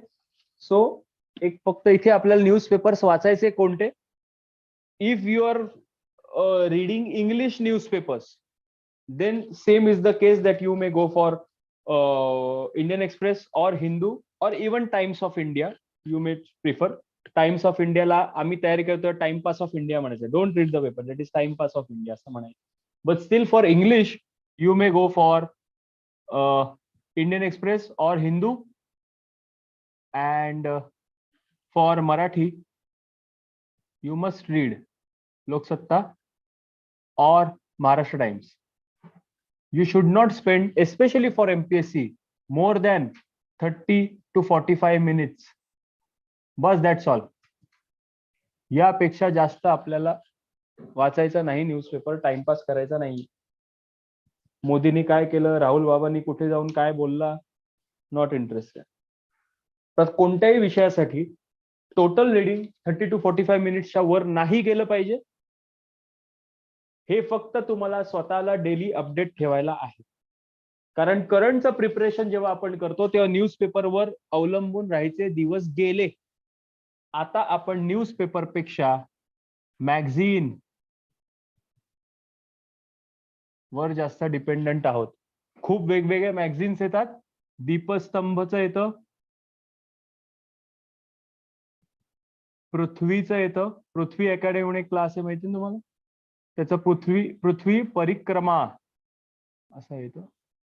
कोणतंही चांगलं मॅगझिन ते तुम्हाला कोणत्याही रेल्वे स्टेशनवर मिळेल मंथली, किंवा युनिकचं पण येतं, हे तुम्हाला वाचायचं. ह्या मॅगझिन मध्ये संपूर्ण महिन्याभराच्या महत्वाच्या न्यूजचं कंपायलेशन केलेलं असतं.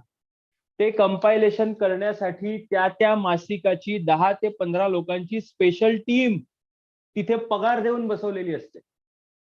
who read newspapers for 2 hours daily, take out the notes of the relevant topics, compile the same in the same magazine. So if you give 2 hours for reading newspaper and also 10 hours to read one entire magazine of 100 pages, it will be double the efforts.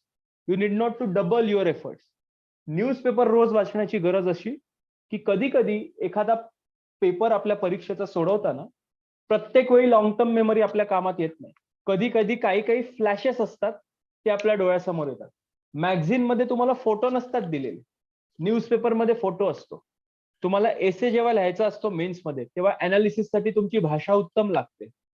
मग तुम्ही रोज जर newspaper वाचत असाल ना, तुम्हाला वाक्याचं construction, भाषा याची सवय होते. आणि ज्या न्यूज तुम्ही वाचता त्या महिन्याच्या शेवटी तुमच्या पुस्तकात आल्यात का हे तुम्हाला कळतं. आल्या असतील याचा अर्थ न्यूजपेपर रिडिंग तुमचं चांगलं होतंय, याचा एक कॉन्फिडन्स मिळतो, भाषा चांगली होते. अल्टिमेट प्रिपरेशन तुम्हाला या एका पुस्तकातून दर महिन्याला करायचं. पण न्यूजपेपर मधल्या कोणत्या गोष्टी कशा वाचायच्या, का वाचायच्या, याचा एक डेमो तुम्हाला द्यायला मी हे आणलेलं. बऱ्याचदा आपल्याला वाटतं की geography is a subject where there is no new happening on which they might be asking the question. As far as UPSC is concerned, that might be true, but as far as MPSC is concerned, that is not true, because majority of the questions are asked on facts of the events. Yes, हा बघ, हा आहे 6 जूनचा paper, 6th of June. Those who will be reading in Marathi, and hardly now this news you might have in English paper. So in Indian Express or Hindu, you will have 3rd or 4th page as city or state. ते मुंबई आणि state असेल तर महाराष्ट्र, मग त्या news तुम्हाला cover करायचे. हे मी mark केलंय. हा पेज नंबर, हे एडिटोरियलचा पेज आहे बघा, संपादकीयचा पेज आहे 6 जूनचं. अति नवताऱ्याचा शोध. New star is being found. Now I am just reading the statements on which question may be frame. सप्तर्षी तारकापुंजातील मेसियर 101 म्हणजेच पिनव्हिल दीर्घिकेमध्ये SN 2023 IXF या अतिनवताऱ्याचा शोध नुकताच लागला. पुढे कोईची इटागाकी यांनी या अतिनवताऱ्याचे पहिले निरीक्षण केले. Which of the following statement is true about the recently found Messier 101? Statement first, Koichi Itagaki is the person who has first observed this new star. तुम्हाला माहित पाहिजे हे त्यांनी बघितलंय.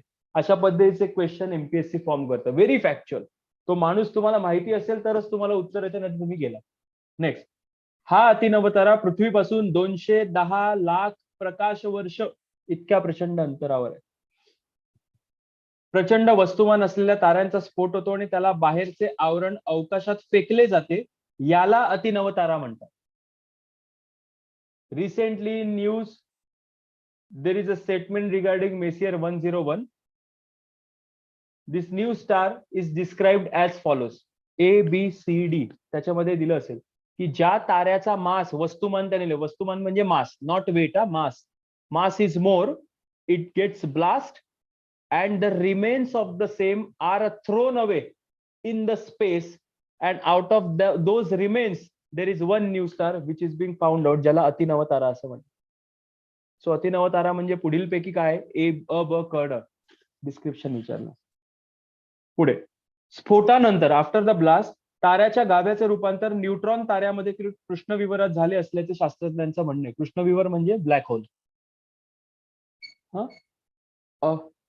अशा प्रकारचा स्फोट होण्यासाठी, for a star to get blasted to this extent, ताऱ्याचे वस्तुमान, the mass of the star सूर्याच्या 8 पटींपेक्षा जास्त, 8 टाइम्स द सन्स मास, आणि 40 पटींपेक्षा कमी असावे लागते, आणि 40 टाइम्स ऑफ सनच्या कमी असते. या प्रकारात हायड्रोजन मोठ्या प्रमाणात असतो. Which of the following statement is true about the अतिनवतारा रिसेंटली फाउंड आउट? ते पहिलं असेल की त्याचं डेफिनेशन काय. सेकंड स्टेटमेंट असेल that hydrogen is found out in such kind of star. True or false? True. पेपरमध्ये आलंय. H2 प्रदेशात आढळतो. आपल्या शरीरातील आणि जीवसृष्टीतील काही मूलद्रव्ये ही अशा ताऱ्यांच्या स्फोटातून आपल्याकडे आली असल्याने ताऱ्यांच्या जीवनकालाचा आणि स्फोटाचा अभ्यास महत्वाचा आहे, असं इटागाकी यांनी सांगितलं. Yes, important from geographical perspective.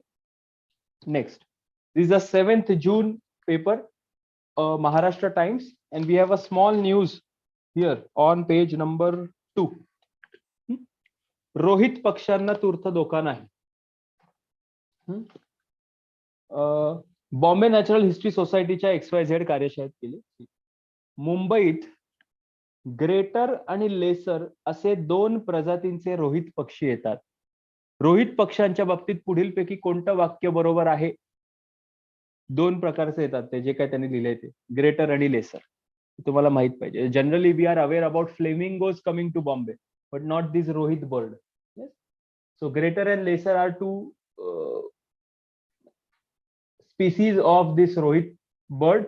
लांब लचक मान, आकाराने मोठे, पांढरट रंगाची अशी ओळख ग्रेटर रोहित पक्ष्यांचे. गुलाबी रंगाचे, आकाराने लहान असलेले लेसर रोहित. 22 ऑक्टोबर ते एप्रिल 23 दरम्यान फेब्रुवारी महिन्यात 1703, एप्रिल मध्ये 2889 ग्रेटर रोहित पक्ष्यांची नोंद करण्यात आली BHNS कडून. हे BHNS काय तुम्हाला विचारते. आणि फायनल, MTHL चे खांब समुद्रात असल्याने लाटांचा प्रवास बदलण्याची शक्यता असते. ना forming of a wave is a geographical aspect. जे खांब आपण समुद्रामध्ये टाकतो, आता आपण कोस्टल रोड तयार केले, the pillars which we are constructing inside the sea may create the differences in the making of the waves.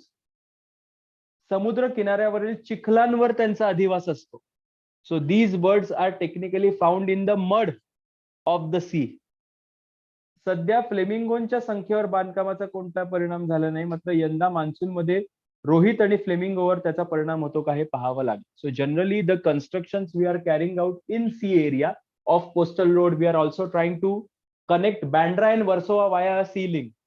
So such kind of construction in sea, if you go to Worli Seaface, you will see the construction we are having there.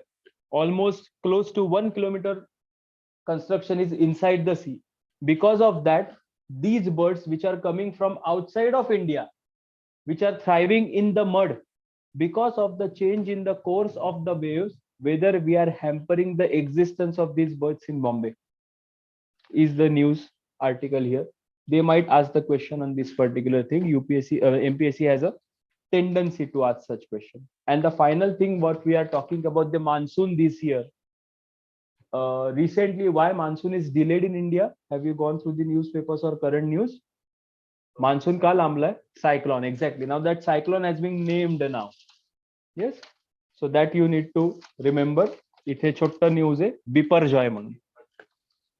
आता हे कोणत्याही चक्रीवादळाला नाव कसं दिलं जातं या बाबतीतलं statement आहे लोकसत्तामध्ये. बिपरजॉय म्हणजे काय? उष्ण कटिबंधातील चक्रीवादळांना प्रादेशिक स्तरावरील नियमांनुसार नाव दिलं जातं. Yes. Next statement is important, may be asked you. Bharat, Bangladesh, Maldives, Oman, Myanmar, Pakistan, Sri Lanka आणि थायलंड या 8 देशांनी नावाची एक यादी तयार केली. So these are the 8 countries who have prepared a list of names to be given to each and every cyclone. चक्रीवादळ येतात तेव्हा क्रमवारीनुसार नाव दिलं जातं. आता अरबी समुद्रातील या वादळाला बिपरजॉय असं नाव दिलंय. हे नाव बांगलादेशने दिलं असून नाव this name is been given by Bangladesh. आपत्ती किंवा संकट असा त्याचा अर्थ आहे. So trouble or danger is the meaning of this particular word. असे प्रश्न एमपीएससी विचार. हा, आणि सगळ्यात महत्वाचं हे आपण जॉग्रफीमध्ये बघणार आहोत, पण तरी अख्खं एक आर्टिकल आलंय विश्लेषण म्हणून. मोसमी पाऊस दाखल होतो म्हणजे काय होतं? So monsoon which we experience in India, India is the only country except for few African countries where we experience monsoon. हे कधी होतं, कसं होतं याच्याविषयी काही फॅक्ट्स आहेत. केरळ आणि कर्नाटक किनारपट्टीवर 14 वर्षामापन केंद्र आहेत. हे असे फॅक्ट्स एमपीएससी विचार. कधी कधी इरिलेव्हंट वाटतात पण विचार. त्यातील 60% म्हणजे 8 ते 10 केंद्रांवर सलग 2 किंवा 2.5 दिवस 2.5 मिलीमीटर पावसाची नोंद झाली तर ती मोसमी पावसाची चाहुल असते. यावेळी वारे साधारण ताशी 30 ते 35 किलोमीटर आणि साधारण 600 हेक्टोपास्कल दाबाने वाहतात. हे लिहिले. त्याच्यानंतर वळवाच्या आणि मोसमी पावसामध्ये फरक काय? आपण म्हणतो ना वळवाचा पाऊस आला, त्याच्यामध्ये त्यांनी लिहिले मोसमी पाऊस मोठ्या आणि विस्तृत प्रक्रियेचा परिणाम असतो, तर पूर्व मोसमी पाऊस म्हणजे वळवाचा पाऊस हा स्थानिक तात्कालिक परिस्थितीला अवलंबून असतो. आर्द्रता म्हणजे ह्युमिडिटी आणि वाढती उष्णता हे वळवाच्या पावसाचे संकेत आहेत. पुढे महत्वाचं, दोन्ही पावसाच्या ढगांमध्येही फरक असतो. वळवाचा पाऊस देणाऱ्या ढगांचा आकार सतत बदलत असतो. मोसमी पावसाचे ढग दाट असतात आणि त्याचे एकसारखे थर असतात.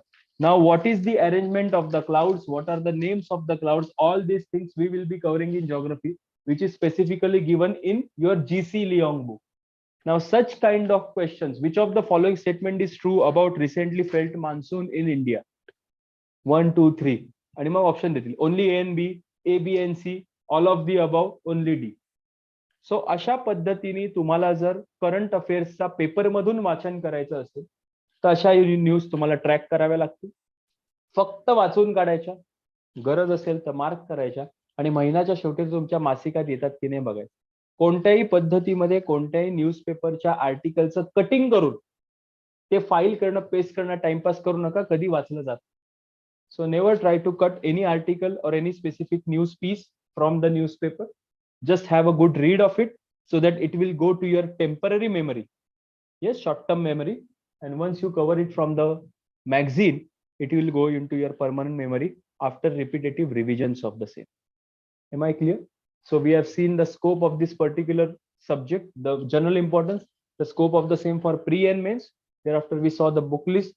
Thereafter we saw how to cover the current affairs if at all that is asked.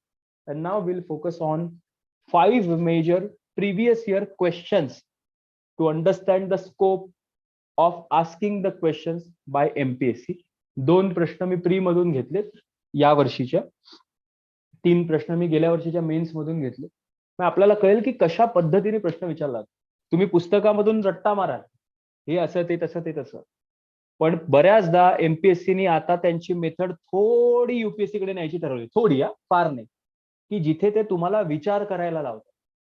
राजस्थानमध्ये वाळवंट आहे सगळ्यांना माहिती आहे, पण तिकडे वनस्पती कशा येतात, त्या वाळवंट कशामुळे बनलंय, तिथे पाऊस पडतो की नाही, कशामुळे पाऊस पडतो, हे तुम्हाला विचार करायला लावतात.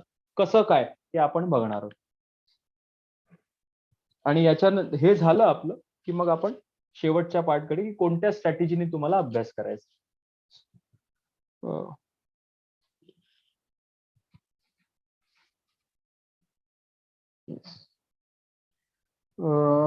हा, वाचतोय मी फक्त प्रश्न.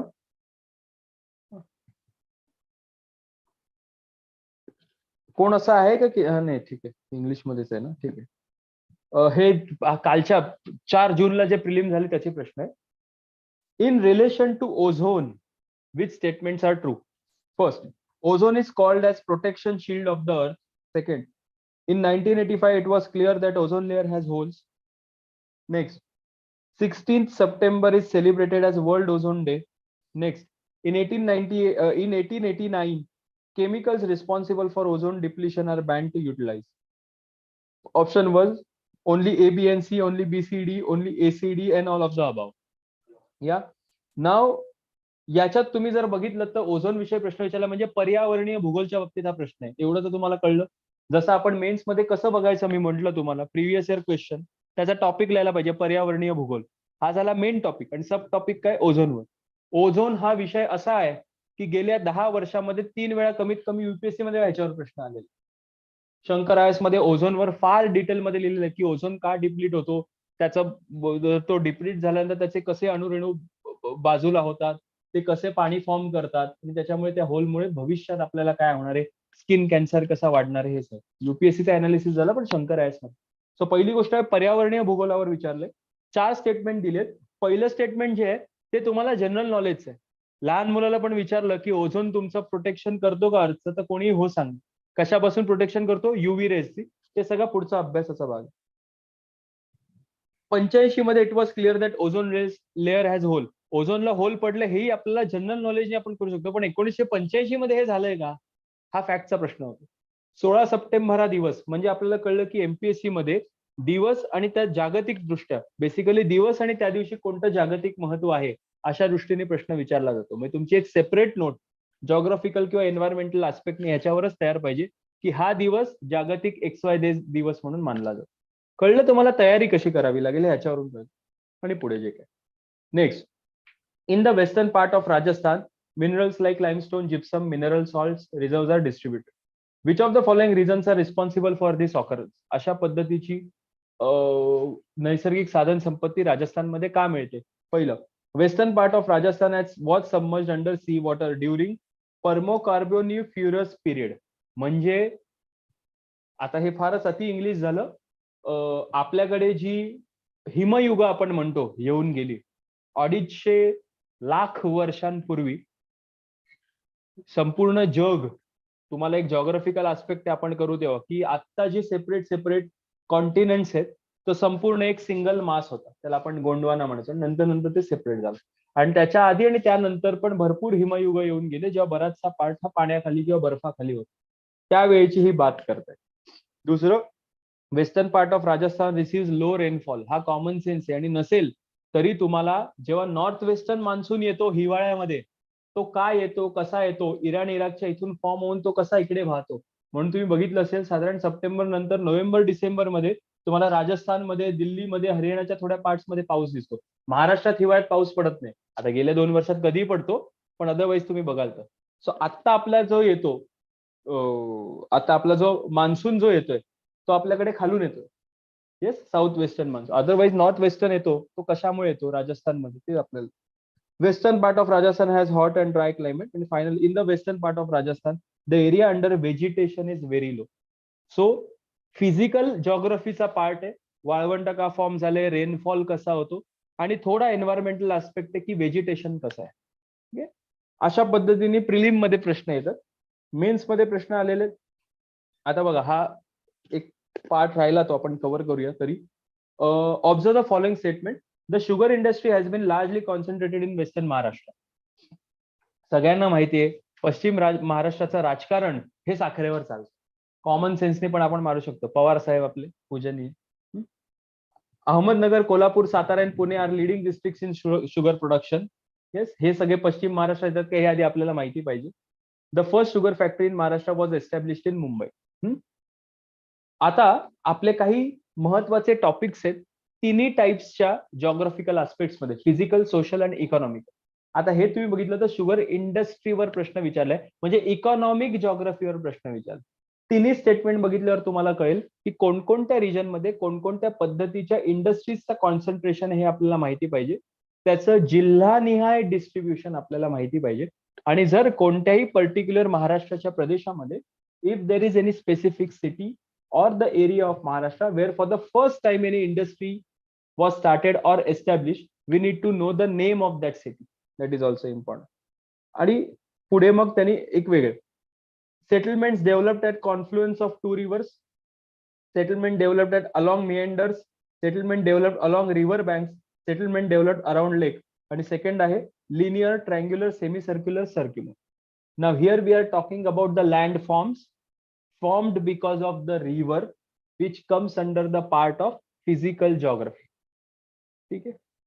आणि असे काही काही प्रश्न आहेत, सगळे आपण घेत नाही.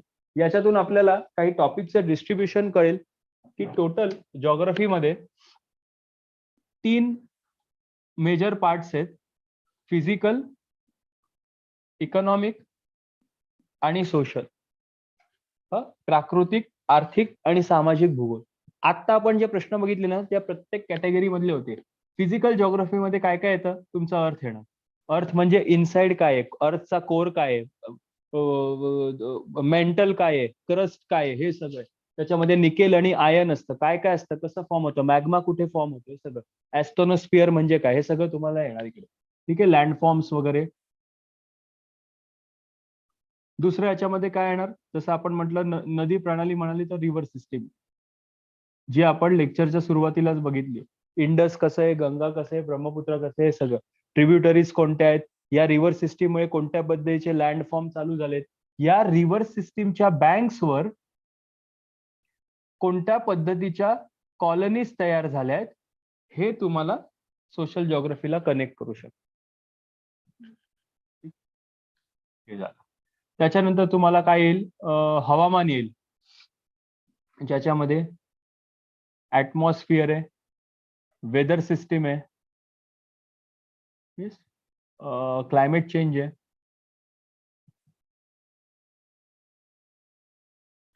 ह्याला आपण सगळ्याला क्लायमेटॉलॉजी असं म्हणतो. त्याच्यानंतर काय आहे तुम्हाला, ओशनोग्राफी आहे,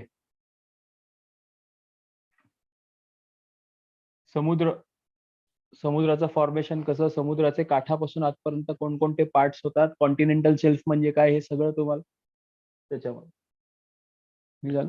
आता इकॉनॉमिक जॉग्राफीची बात करायची तर आता आपण साखर कारखान्यावर जे बघितलं त्याच्यामध्ये म्हणजे आपल्याला इंडस्ट्री बघायला लागेल,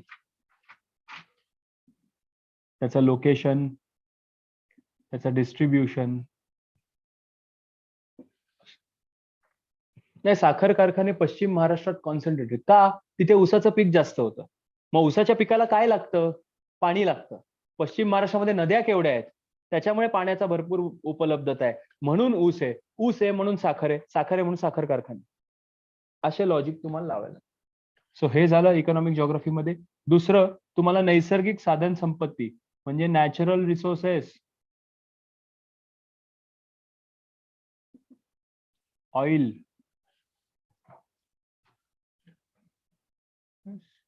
मिनरल्स एक्सेट्रा. त्याच्यानंतर ट्रान्सपोर्ट अँड लॉजिस्टिक्स, दळणवळण व वाहतूक भूगोलात होतं आपल्याला शाळेमध्ये, त्याच्या वेळी रस्ते वगैरे.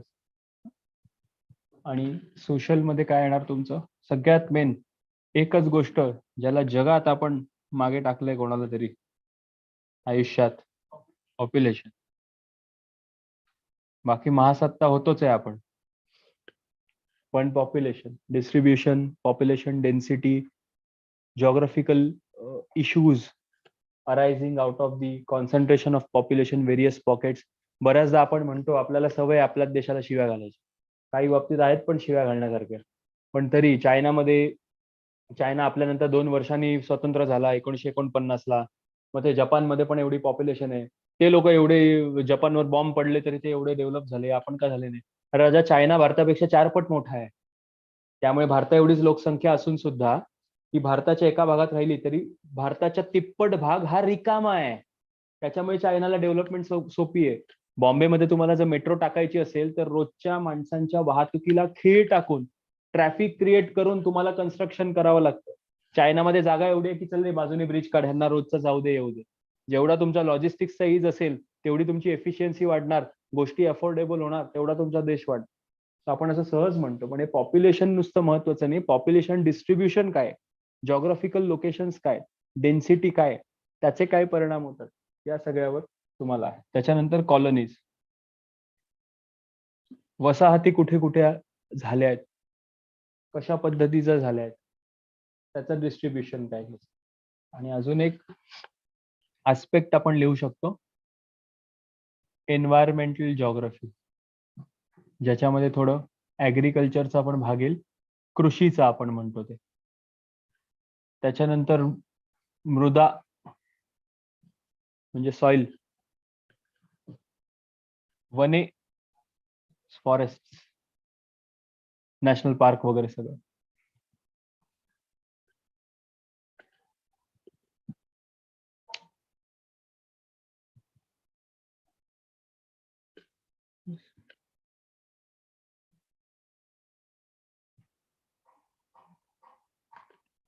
Now, right now, when we saw the question, you could see that the questions were asked on landforms and river system and connection to it.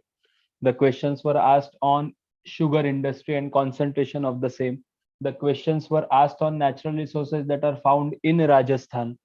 Sugar इंडस्ट्रीवर विचारलेला प्रश्न महाराष्ट्र रिलेटेड होता, त्यामुळे तो मेन्स मध्ये विचारलेला होता, तुम्ही बघितलं असेल तर.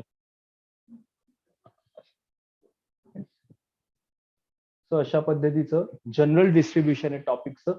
Physical, economic, social, environment, 4 major topic आणि त्याचे सब टॉपिक्स आहेत. Earth, river system, climatology, oceanography, इकॉनॉमिक्सचे इंडस्ट्री, नॅचरल रिसोर्सेस, ट्रान्सपोर्ट, सोशलचे पॉप्युलेशन, कॉलनीज, एन्व्हायरमेंटचे agriculture, soil and forest.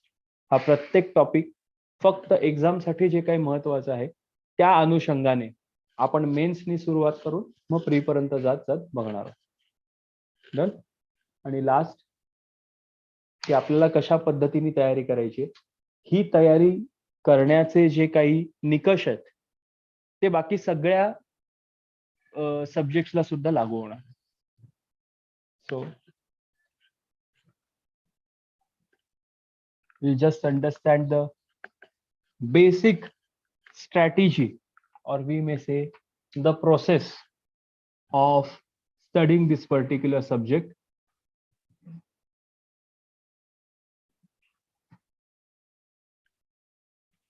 This is the last topic of today's session.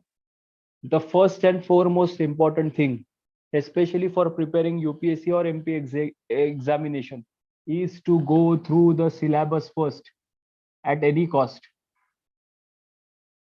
because the syllabus is very vast, the scope of the examination is very vast, and for you to narrow down your preparation, you need to know what are the topics on which I should put my focus. So as far as your strategy is concerned, the basic practice you need to have ever in your life is that for any subject, before picking up any book for studying, every day at the start of your study, you need to read the entire syllabus once every day. So much so that for next 30 days, if you read the syllabus daily, you will have it by heart. So हे सगळ्यात पहिल्यांदा की syllabus बघायचा, झालं. रोज एकदा बघायचा, रोजच्या दिवशी पुस्तक उचलायच्या आधी सिलेबस वाचायचा आणि मगच त्याला हात लावायचा, नाही तर काही टाइमपास करायचा. Then second, once you read the syllabus, you need to select a topic. So समज मी प्राकृतिक भूगोल हा एक विषय घेतला, समजा मी मेन्सचा अभ्यास करतोय, त्याच्या खाली मी हवामान एक घेतो, क्लायमेटॉलॉजीचा एक भाग घेतला, त्याचे 4 सब टॉपिक्स आहेत. For every topic or sub topic मी म्हणेन, म्हणजे मेन टॉपिक झाला क्लायमेटॉलॉजी, सब टॉपिक्स धरून चालू आपण मान्सून झाला. For every topic and sub topic you must have only one book which you need to read and make notes. 50 पुस्तकं वाचायची नाहीत. मी अभ्यासाला बसायच्या आधीच पुस्तक ठरवायचं आणि त्या टॉपिकसाठी तेच पुस्तक वाचायचं. मग मित्रांनी सांगू दे हे पुस्तक तुम्ही युट्यूब सर्च करता करता महाराष्ट्रात काय जगात पहिले आलेल्याने सांगितलं हे वाचायचं नाही. मी हे ठरवलंय मी हेच वाचणार. मग ते ठरवतानाच डोकं लावायचं की मी काय वाचणार आहे, म्हणून आपण बुक लिस्ट दिलेली. सो फॉर वन टॉपिक और one sub topic only one book and make notes only out of that book. Yes. Then, if time permits, then you may make addition to the notes from the reference book.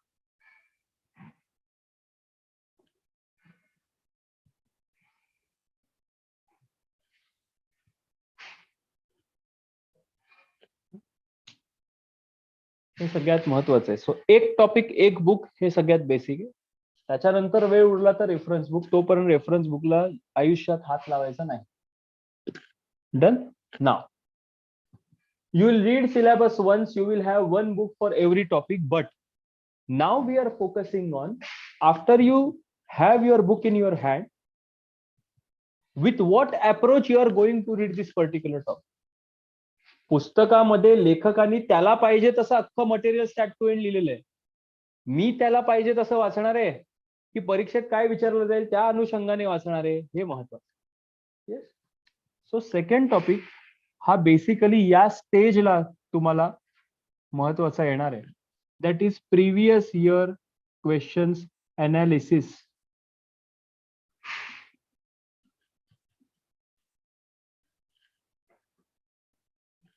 So me syllabus उघडला, topic बघितला, topic साठी पुस्तक निश्चित केलं. आता ते पुस्तक वाचण्यासाठी मला प्रिव्हियस इयर क्वेश्चन बघायला पाहिजे. एमपीएससी यूपीएससी दोन्हीसाठी आता बाजारामध्ये पुस्तकं आहे where they have given topic wise distribution of previous year questions. So you need not to go and read the entire paper, select the questions and see the topic. You just have to open that question book.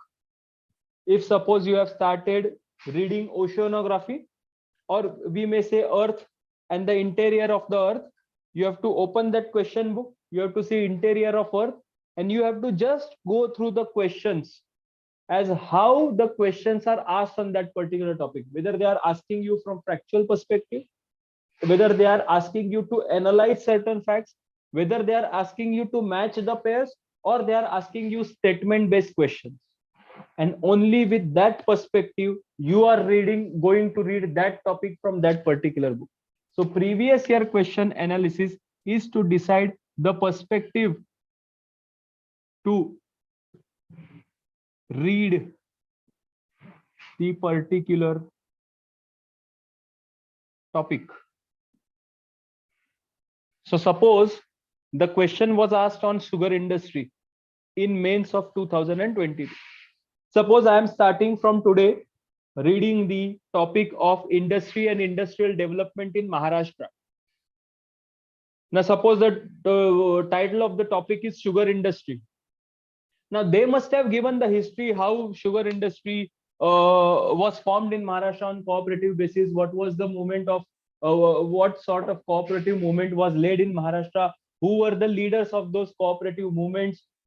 Whether I am concerned? No. Whether such questions are asked in examination? No. I will straight away skip that portion. What I am interested in reading that particular topic is that what are the pockets of Maharashtra where sugar industry is concentrated, whether there is any city or any village in Maharashtra where for the first time any industry was constructed, and what sort of contribution this particular industry has made to the economy of India. So while reading the entire topic of industry, whether it is for sugar industry or manufacturing industry, any industry, I will focus only on these aspects because the questions are asked on these aspects only. And when will you know the perspective to read a particular topic? Only through previous year question analysis. So first you will read the syllabus, you will select a topic, you will select a book. Once you select the book and you decide the topic to be read, you will go to previous year question analysis. ते प्रश्नांचं पुस्तक उघडायचं, त्याच्यामध्ये सगळे प्रश्न वाचायचे, तुम्हाला perspective factual आहे, स्टेटमेंट बेस्ड आहे, अनालिटिकल आहे, जोड्या लावा आहे, कसं आहे, आणि मग त्याच अनुषंगाने पुस्तक वाचायचं आणि त्याच अनुषंगाने नोट्स करायचे. पुढे तुमच्या प्रॅक्टिस क्वेश्चन मध्ये समजा वेगळ्या आस्पेक्टनी कधी प्रश्न आला असेल तर तो आस्पेक्ट नंतर तुम्ही तुमच्या नोट्स एनरिच करताना ऍड करू शकता. पण प्रायमरी फोकस तुमचा प्रिव्हियसली जसं विचारलंय तसं. बऱ्याचदा आपण ऐकतो असं एमपीएससीच्या एक्झामिनरच्या माइंड मध्ये जाऊन तुम्ही विचार करा. हे सगळे मोठे मोठे गाववाल्यांनी काढलेले आहेत. माइंड बिंड काय, अल्टिमेटली त्यांना हे म्हणायचं असतं जसे प्रश्न विचारले तेवढाच अभ्यास करा, जास्त करू नका. युनिव्हर्सिटीचा आपण अभ्यास कसा करतो, गेल्या 5-6 वर्षात कोणकोणते प्रश्न विचारले तेवढाच रट्टा मारतो आणि तेवढेच ओळखतो. सेम कॉन्सेप्ट इकडे पण आहे, फक्त थोडं vast. Yes, done. Now once you are done with previous year question and few of the notes, the major 2 strategies are revision. If you ask me, before you appear from your preliminary examination next year, at least 5 revisions of the subject म्हणजे तुमच्या नोट्सच्या must be done before prelims.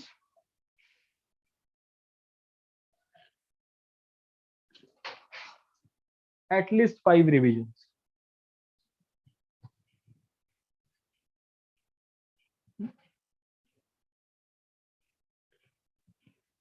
You must have analyzed the papers. You must have read the syllabus. You must have made the notes. Unless and until you revise, you can't expect success in the examination, because it is more about the retrieval or remembrance of the information than having knowledge of the same. And if you polish your memory with revision, then only it is possible for you to recollect the facts to answer the questions. Revision, आणि ही revision मध्ये त्याच्यानंतर आहे practice and repeat. सतत objective types question practice करायचे आणि practice करतच राहायचे. The knack to clear any objective examination is to practice and practice and practice and nothing else. आपण म्हणतो सचिनचा स्ट्रेट ड्राईव्ह असा आहे आणि दुसरा कोण मारत नाही, ते वर्षानुवर्ष तेच तेच तेच तेच केल्यामुळे आता तो नॅचरली मारतो. आपण मारायला गेलो तर मारू नाही शकत. रोज नेट्स मध्ये पण तेच करतो, झोपताना पण तसंच मारतो, उठताना पण तसंच मारतो. So unless you practice you are not going to get it. आणि ह्याच्यामध्ये एक ऍडिशनल टिप आहे जी फार महत्वाची आहे. बऱ्याचदा आपण काय करतो, आपल्या ज्या नोट्स आहेत ना तेवढ्याच रिवाइज करतो. We only revise our notes. After 4 to 5 revisions, those notes are already rectified. How are you going to get additional information apart from your notes is from the practice question.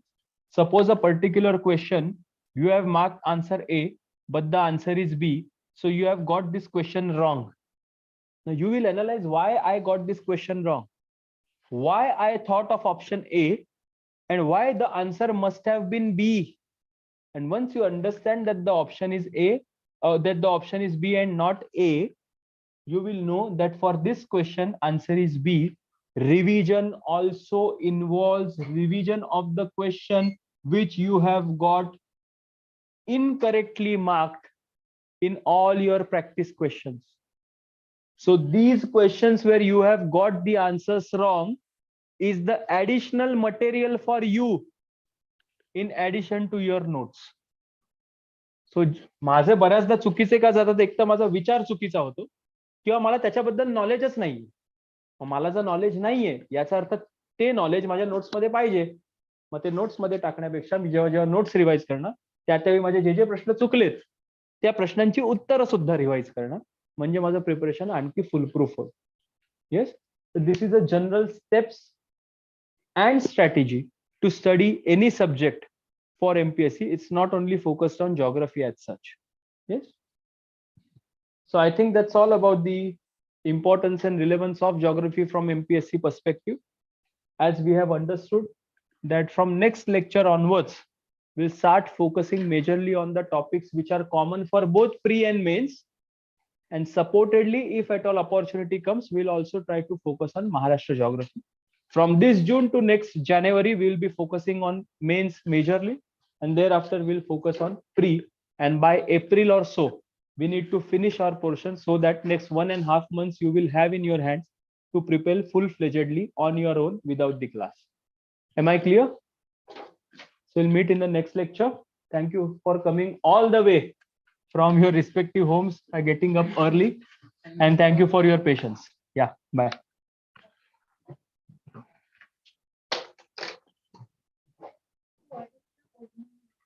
Yeah, Kaustubh.